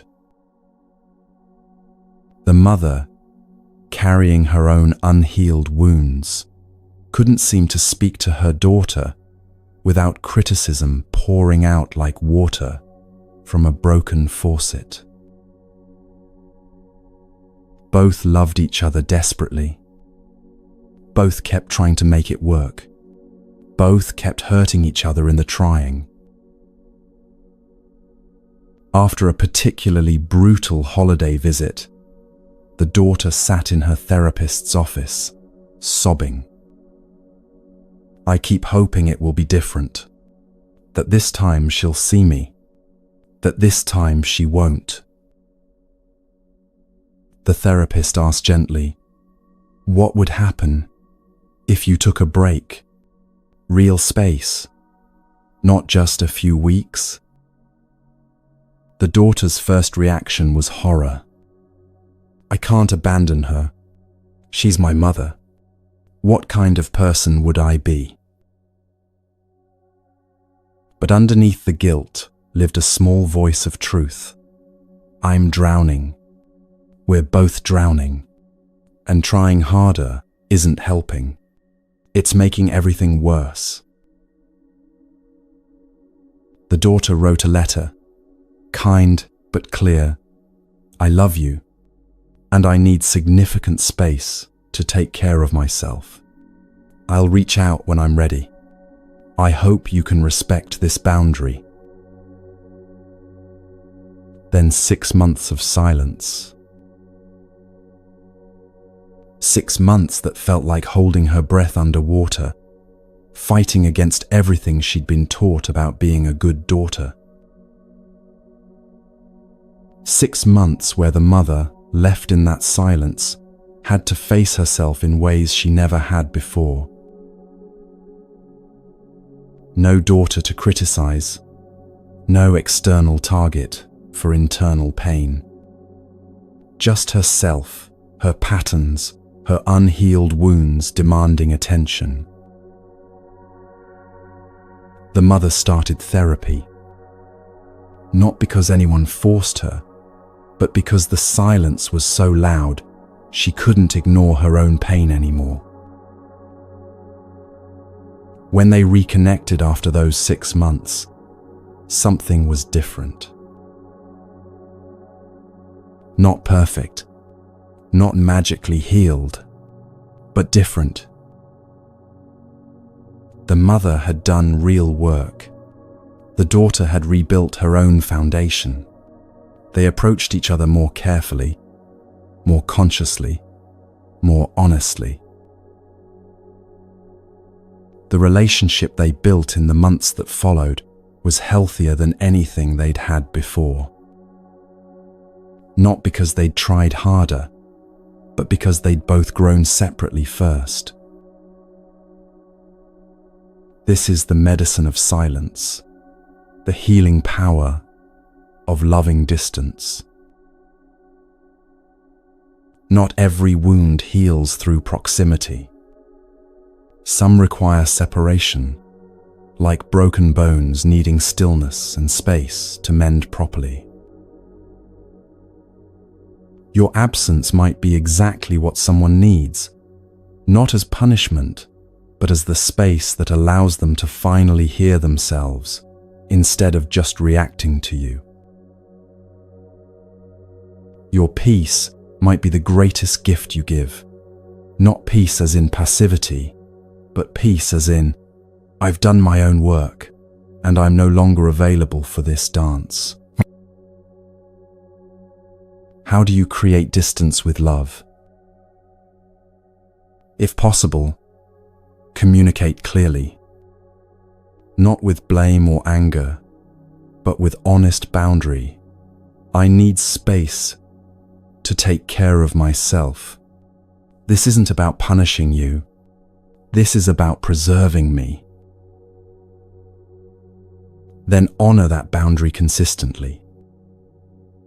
This doesn't mean you don't care.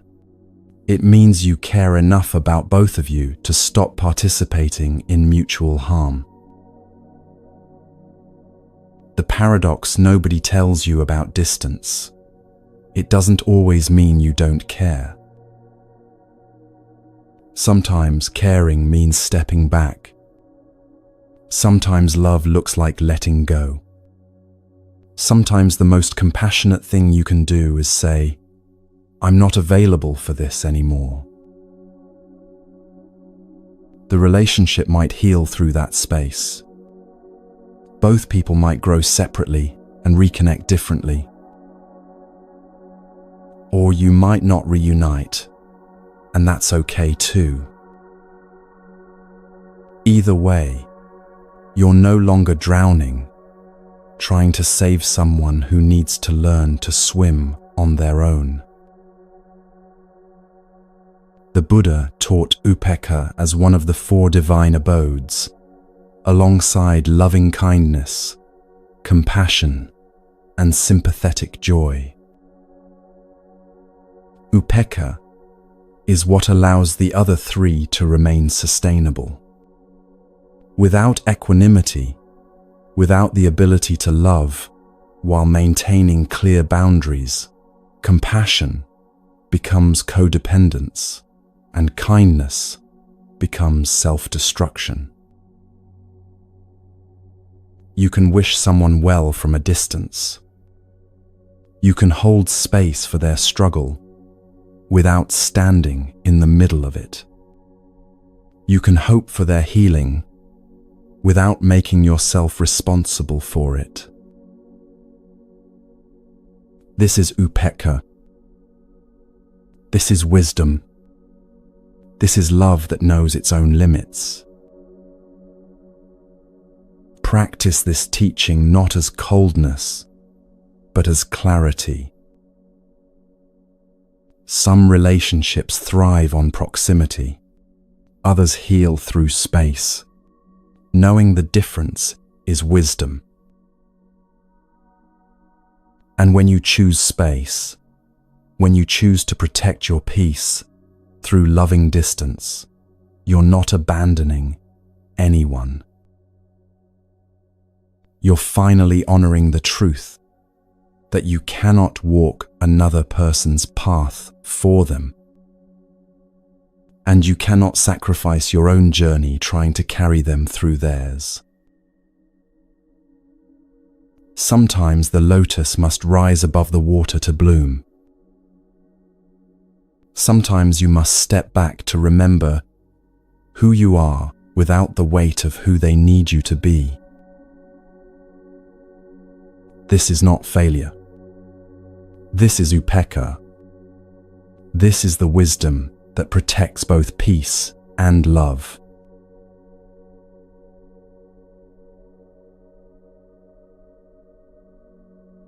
Chaos surrounds you. Deadlines pressing from every direction. Demands shouting for attention. Noise, endless, relentless noise from phones, emails, people, traffic, the constant hum of a world that never stops. And yet, in the middle of all this, you see someone who seems untouched by the storm. Calm in their center, present but not overwhelmed, moving through chaos with a stillness that seems almost impossible. How?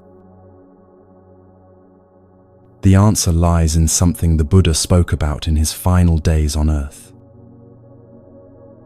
As he lay dying, his disciples gathered around him, frightened about losing their teacher, their guide, their refuge. "Who will lead us?" they asked. "Where will we turn?" The Buddha's response became one of his most important teachings. Be a lamp unto yourself. Be your own refuge. Hold fast to the truth as a lamp. This is bhavana, the cultivation of mind that transforms you into your own sanctuary. Your mind, properly trained through consistent practice, becomes a fortress that the external world cannot disturb. Not because you've shut the world out, but because you've built something so stable within that external chaos can't shake your foundation. This fortress isn't constructed in a single dramatic moment of enlightenment. It's built through daily practice, moment by moment, like drops of water, gradually filling an ocean. The Buddha said, "Your work is to discover your world, and then, with all your heart, give yourself to it." This is that work. The daily, unglamorous, profoundly transformative work of training your own mind. Let me tell you about James, a man who worked in finance, high pressure, high stakes, constant stress. He lived in perpetual reaction, his nervous system always activated, his mind always racing 3 steps ahead. A friend suggested meditation. James laughed. "I don't have time to sit around doing nothing. I have actual problems to solve." But the friend persisted. Just 5 minutes. Every morning. For 30 days. What do you have to lose? James agreed. Mostly to prove it wouldn't work. Day 1. He sat for 5 minutes, felt restless, checked the timer 4 times. This does nothing, he thought. Day 7. Still restless, still convinced this was pointless. Day 14. He noticed he wasn't checking the timer as often. The 5 minutes passed more quickly. Month 1. Nothing dramatic, but something subtle. He snapped at his assistant, then immediately noticed the snap. There was a tiny space of awareness that hadn't been there before. Month 3. James realized he wasn't as reactive in meetings. Someone would criticize a proposal, and instead of his usual defensive spike, there was a pause, a breath, a choice. Month 6. Colleagues started asking, "What changed? You seem different, calmer." James didn't know how to explain it. Nothing had changed externally. Same job, same pressures, same demanding clients. But internally, everything had shifted. Year 1. James had what he called his superpower. Not that he could do anything supernatural, but compared to colleagues who lived in constant reactivity, he had access to something they didn't: choice. The ability to pause between stimulus and response. The ability to stay calm when everyone else panicked. The ability to think clearly under pressure. His career accelerated not because he worked harder, but because he worked from a completely different mental state. This is bhavana, mental cultivation through simple daily practice. Morning meditation, just 5 to 10 minutes. Before you check your phone, before you let the world's demands flood in. Anapanasati, breath awareness, or metta practice. Mindfulness bells throughout the day, a gentle reminder every few hours. 3 conscious breaths. Return to presence. Evening reflection before sleep. Review your day without judgment. What caused suffering today? What brought peace? Learn from your own experience. These practices seem almost too simple to matter. But here's what nobody tells you. They compound. Day 1, barely noticeable. Week 1, small shifts. Month 1, undeniable change. Year 1, you're a different person. The Dhammapada says, drop by drop is the water pot filled. Likewise, the wise person, gathering it little by little, fills themselves with good. The person who meditates daily and the person who doesn't are living in different mental landscapes. One reactive, constantly pulled by external events. One responsive, anchored in internal stability. Let's practice together right now. Close your eyes if you can. Bring your attention to your breath. Don't change it, just notice it. Feel the cool air as you breathe in. Feel the warm air as you breathe out.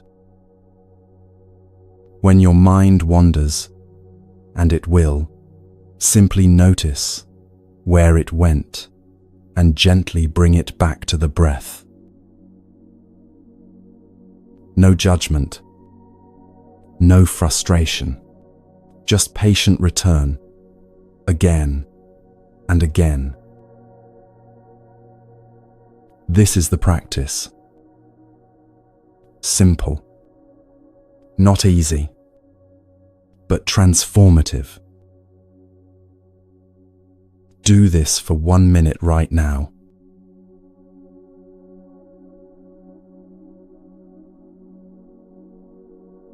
Welcome back. In that 1 minute, you practiced being your own refuge.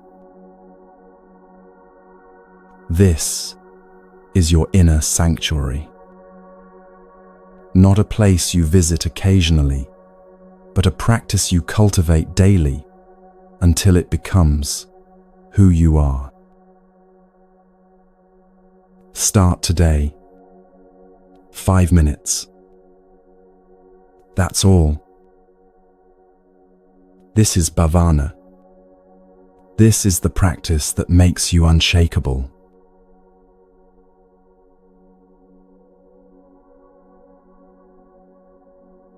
She watches her brother make the same destructive choice for the 5th time. Quitting another job without a plan. Moving in with another toxic partner. Spending money he doesn't have on things that won't last. Every fiber of her being wants to intervene, to lecture, to fix, to save him from himself. But she's learned something that's changing everything. The Buddha taught 4 sublime states, 4 ways of relating to all beings that free you from suffering while keeping your heart open. We've explored metta, the cultivation of loving kindness. We've touched on upekkha, equanimity that loves without clinging. Now we come to mudita, a teaching so misunderstood that most people have never heard its true application. Mudita is usually translated as sympathetic joy, the ability to feel genuine happiness at others' success and good fortune. But the deeper teaching is this: mudita is finding peace with others' journeys, even when those journeys look nothing like the path you'd choose for them. Even when they're walking straight toward pain you can see coming. This isn't about celebrating their self-destruction. It's about releasing your stranglehold on how their life should unfold. There's a profound difference between giving up on someone and releasing them to their own path. Giving up says, I don't care anymore. You're on your own. I'm done. Mudita says, I care deeply and I honor that this is your journey to walk, not mine to control, direct, or prevent. I trust that even your mistakes are part of your learning. The woman watching her brother learned this through years of painful intervention. She'd rescued him from consequences countless times, paid his rent when he couldn't, let him move in when relationships failed, given advice that went unheeded, stayed up nights worrying about choices she couldn't change. Her therapist asked her one day, what if his path requires these struggles? What if preventing his consequences is actually preventing his growth. She wanted to argue. She wanted to say that love means protection, that family means never letting each other fall. But somewhere deep inside, she knew the truth. Her brother would keep making these choices until the lessons landed. And her suffering alongside him wasn't helping either of them. She started practicing mudita, not as celebration of his choices, but as releasing her grip on controlling his path. When he called with news of quitting his job, instead of panic and lectures, she took a breath and said, "I hear you're making a big change. I trust you're doing what feels right for you." Inside, she was terrified, but she didn't make her terror his burden to carry. When he moved in with someone she could see was all wrong for him, instead of warnings and predictions, she said, "I hope you find what you're looking for." And then, this was the hard part. She let go of the outcome. She stopped checking in constantly, stopped offering unsolicited advice, stopped running scenarios of disaster in her mind at 3 a.m. She practiced mudita. May you learn what you need to learn from this experience. May your path unfold as it needs to unfold. May you find your own wisdom through your own journey. 6 months later, her brother called. The job he quit without a plan, he'd started freelancing and discovered work he actually loved. The toxic partner, he'd left after 3 months, having finally seen patterns he'd been blind to before. "I know you thought I was making mistakes," he said, "but I needed to make them, and thank you for not trying to stop me."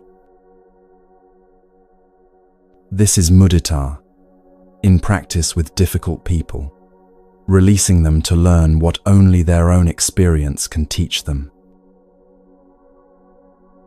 The Buddha taught this not as cold indifference, but as wise compassion.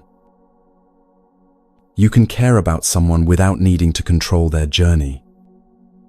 You can love someone while honoring their right to make choices you wouldn't make. You can wish someone well while letting them walk their own path, stumble on their own stones, learn their own lessons. This doesn't mean you enable harm or stay in abusive situations. It means you stop exhausting yourself trying to prevent grown adults from experiencing the consequences of their choices.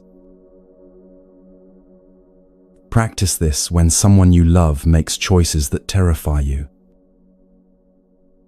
Take a breath and silently offer, "May your path unfold with whatever wisdom it needs to bring you. May you learn what you need to learn. I release my need to control how you get there." Notice the resistance. Notice the voice that says, "But if I just explain one more time," or, "But if I just prevent this one consequence." And underneath that resistance, notice something else: relief. The relief of not having to manage another person's life along with your own. There was a mother whose adult son struggled with addiction. For years, she tried everything to save him, paid for rehab, offered her home, gave money, made excuses to his employer, absorbed his chaos into her life. Nothing worked because he wasn't ready. A Buddhist teacher taught her about mudita, and she thought it was the cruelest teaching she'd ever heard. How can I find peace with watching my son destroy himself? The teacher said gently, Mudita doesn't mean you're happy he's suffering. It means you trust that his journey, even the painful parts, is his to walk. Your suffering with him doesn't ease his suffering. It just means two people are suffering instead of one. The mother began practicing. May you find your own path to healing. May you learn what you need to learn. I love you, and I release you to your journey. She stopped rescuing him from consequences. She stopped enabling his addiction by providing safety nets. She told him she loved him, and she'd be there when he was ready for real help, but she couldn't keep participating in his destruction. It was the hardest thing she'd ever done. Her son hit bottom, real bottom, the kind she'd been preventing for years. And from that bottom, he finally chose recovery. Not because she forced him, or saved him, or convinced him, but because he had to face himself without her intervention, creating a buffer between him and reality. Mudita freed her to love him without drowning in his chaos. And it freed him to find his own strength. This is the teaching. You can honor someone's journey without making it your own. You can wish them well without needing them to choose differently, so you can feel okay. Mudita says, your path is yours. My peace doesn't depend on you walking it the way I think you should. This is love that frees both people.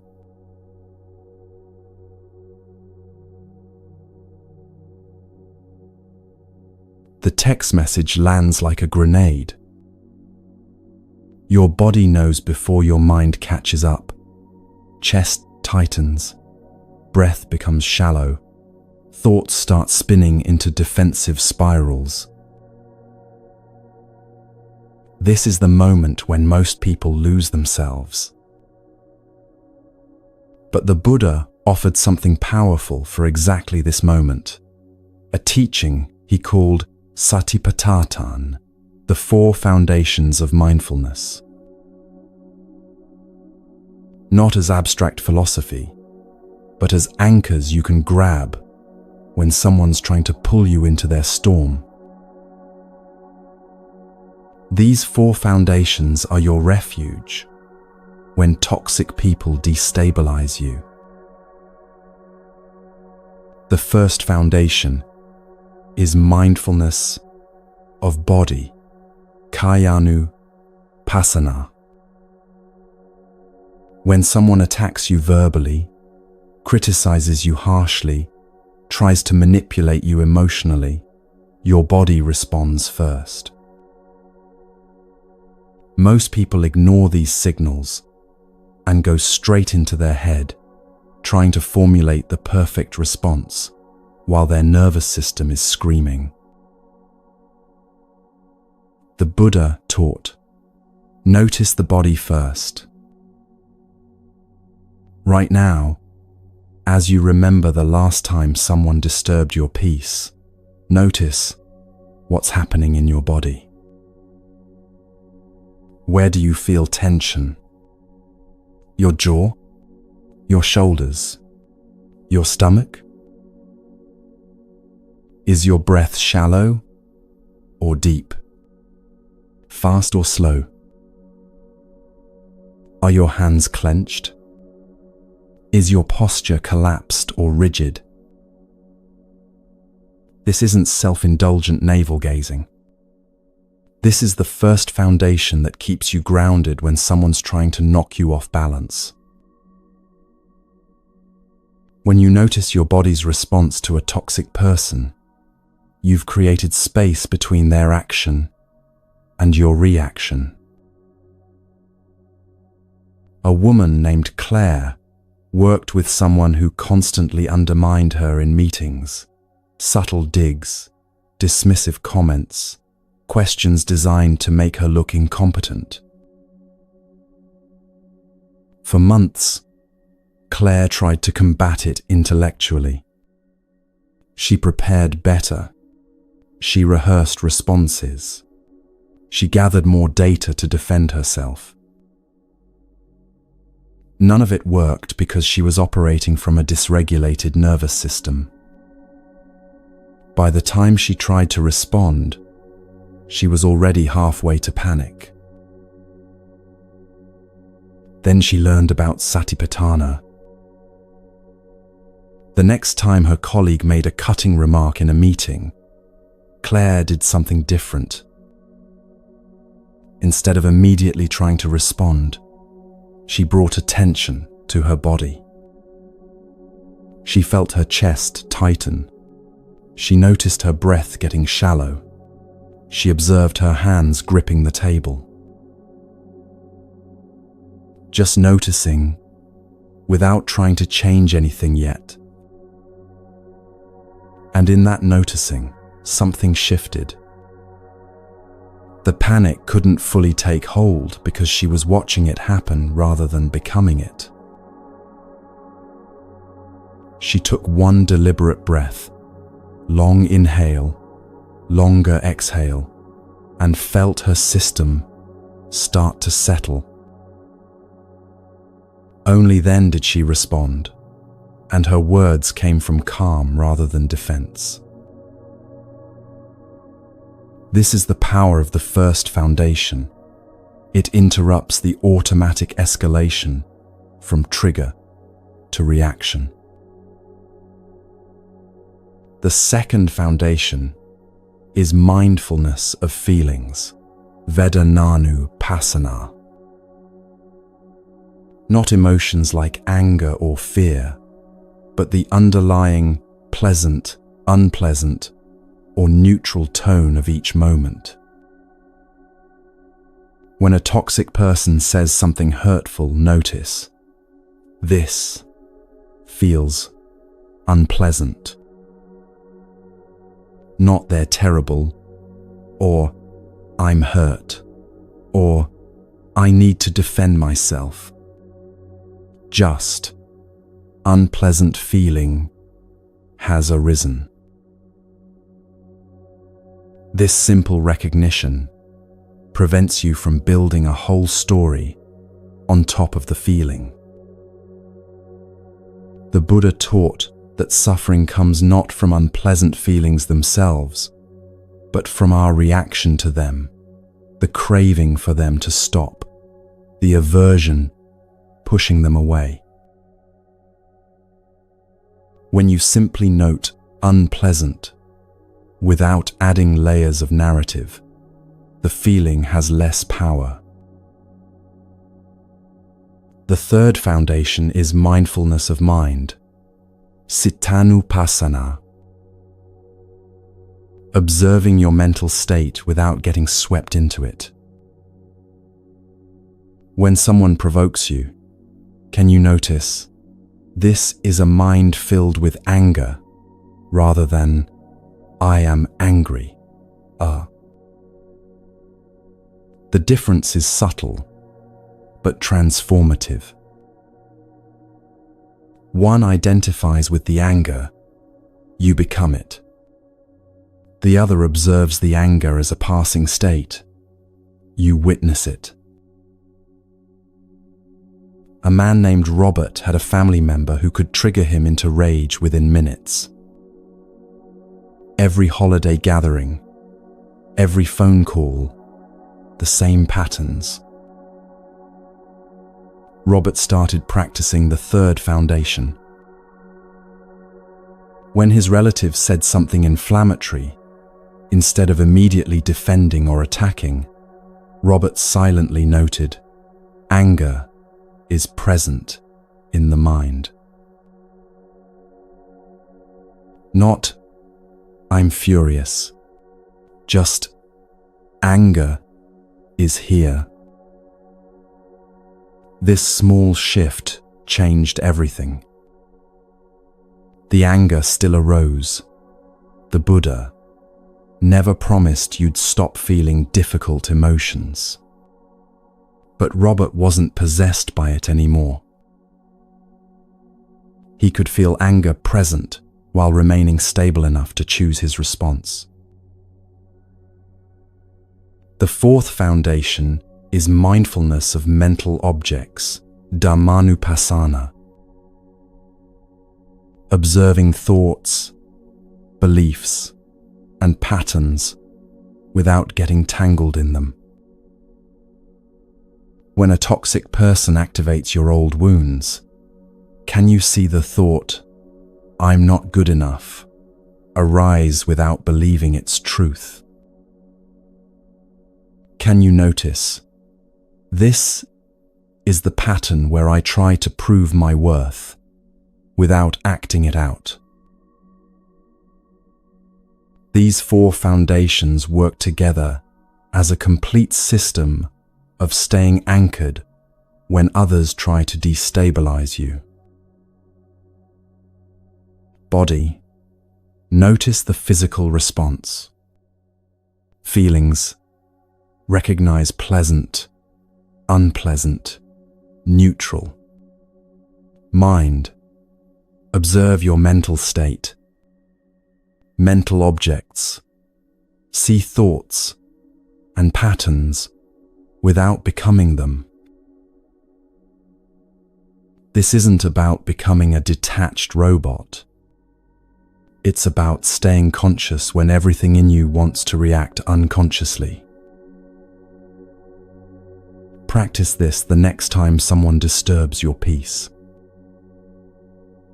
Notice your body first. Where's the tension? Notice the feeling tone. Pleasant, unpleasant, neutral. Notice your mind state. Calm, agitated, confused. Notice the thoughts. What stories are forming? Just notice, without trying to change or fix. The noticing itself creates the space you need. The Buddha taught Satipatthana as the direct path to liberation. And part of that liberation is freedom from being controlled by others' toxicity. When you're anchored in these four foundations, people can't pull you into their chaos. Not because you're blocking them, but because you're rooted in awareness they can't shake. This is your unshakable ground.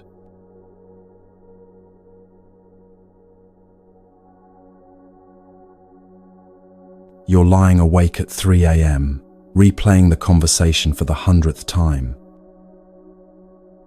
Should I have said something different? Is this my fault? Am I responsible for how they reacted? Should I fix this tomorrow? The questions spiral endlessly because you're using the wrong kind of attention. The Buddha taught something he considered foundational to all wisdom, yoniso manasikara, often translated as wise reflection or careful attention. But it's more specific than that. It's the ability to examine any situation and see clearly what's truly happening here. Not what your fear says is happening, not what your guilt insists is happening, but what is actually, objectively, genuinely happening. This final teaching is about discernment, the capacity to separate what's yours to carry from what belongs to others. Most people struggling with toxic relationships lack this discernment. They take responsibility for others' feelings, choices, and paths, while neglecting responsibility for their own peace, boundaries, and well-being. Yoniso Manasikara teaches you to ask different questions. Not, how do I make them happy? But, is their happiness my responsibility? Not, how do I fix this? But, is this mine to fix? Not, what did I do wrong? But, what actually happened here? Let me show you what this looks like in practice. A woman named Elena had a mother who called daily with crises that Elena was expected to solve. Financial problems, relationship drama, health concerns that turned out to be minor, but were presented as emergencies. Elena spent hours every week managing her mother's life, feeling guilty when she didn't, resentful when she did. A therapist introduced her to Yoniso Manasikara, the practice of examining situations with wise reflection. After the next crisis call, instead of immediately problem-solving, Elena sat down and asked herself different questions. What is actually happening here? Not what her mother claimed was happening, but reality. Her mother had overspent again and wanted Elena to loan her money. What is my actual responsibility in this situation? Elena sat with this one for a long time. She'd been trained since childhood to believe her mother's problems were hers to solve. But applying wise reflection, her mother was a capable adult who'd created this pattern through repeated choices. What happens if I don't intervene? Her mother would need to solve it herself, ask someone else, or face the consequences. None of which were Elena's responsibility to prevent. What is the wise action here? Not the action her guilt demanded, not the action her mother expected, but the wise action that honored both compassion and boundaries.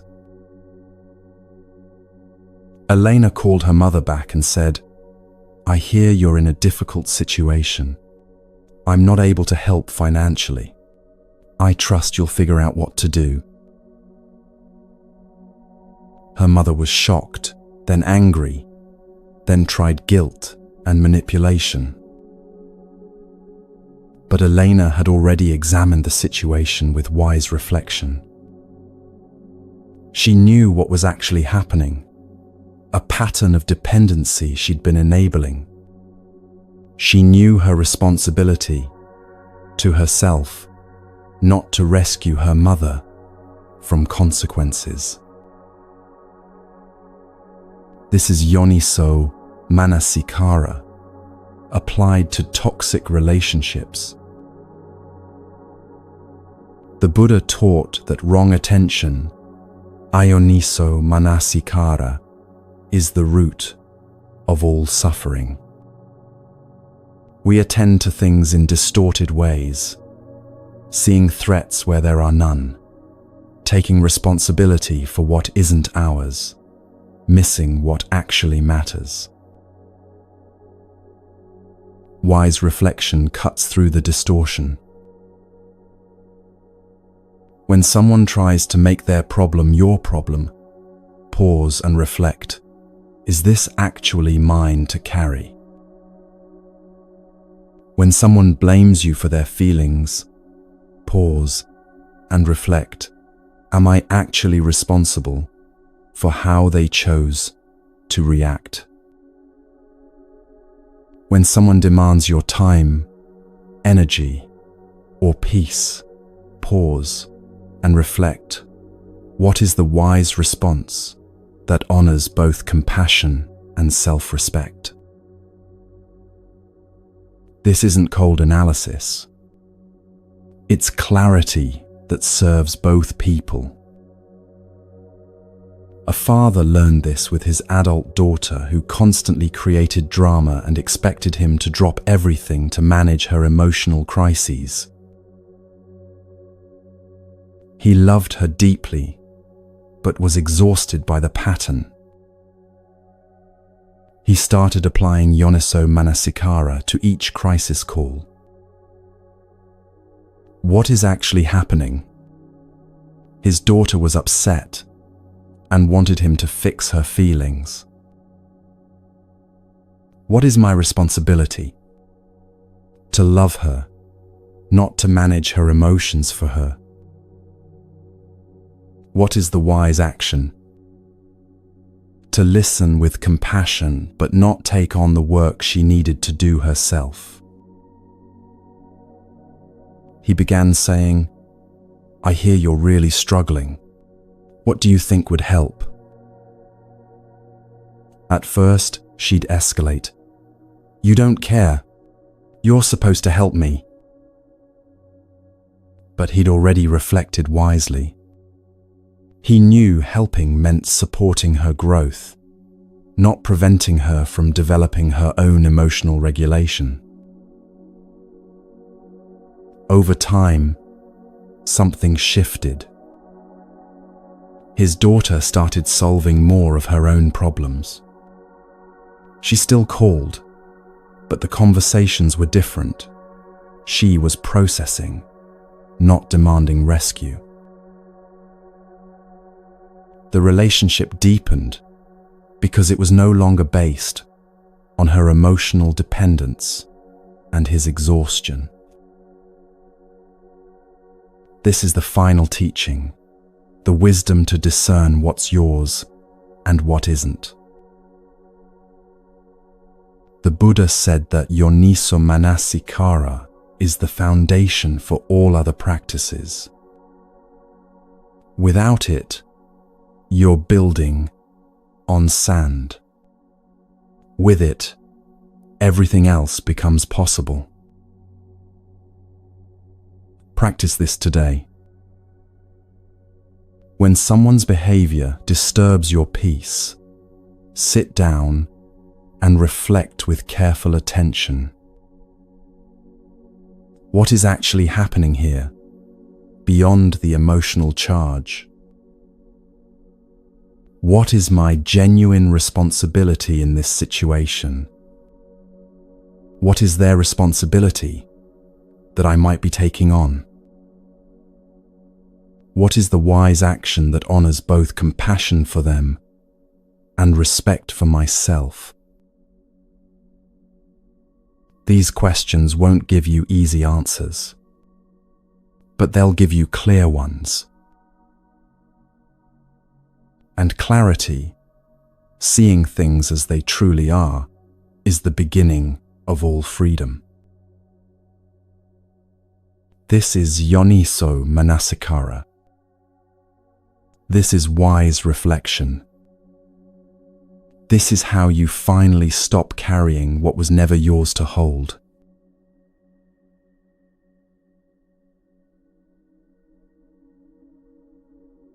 We've walked together through 12 ancient teachings.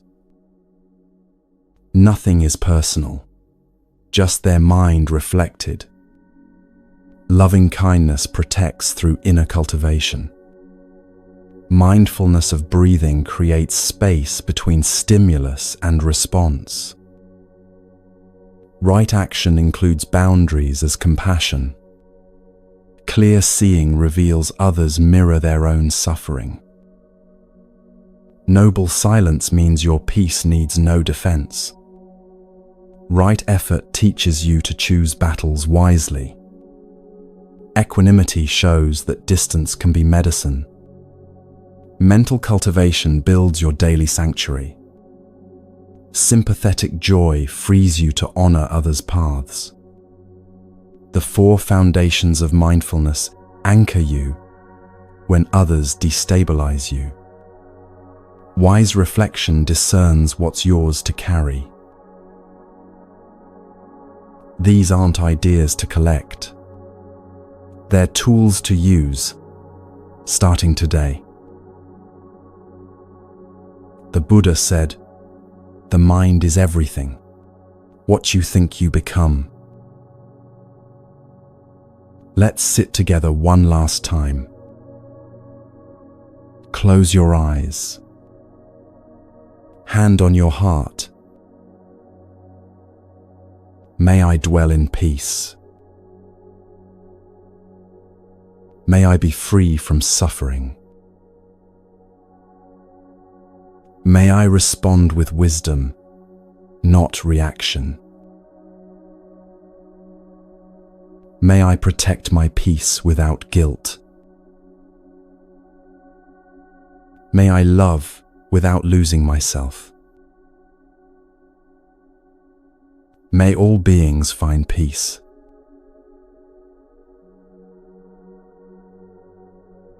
You're not alone. Right now, someone in Tokyo just finished listening. Someone in Sao Paulo is falling asleep to these words. Someone in Berlin is waking with new understanding.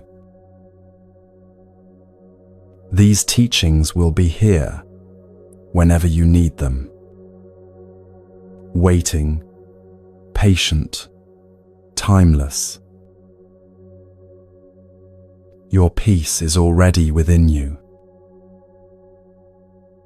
May your journey be peaceful. May your heart be light.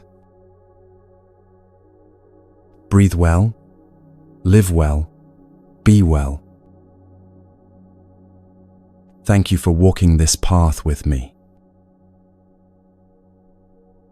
Peace be with you.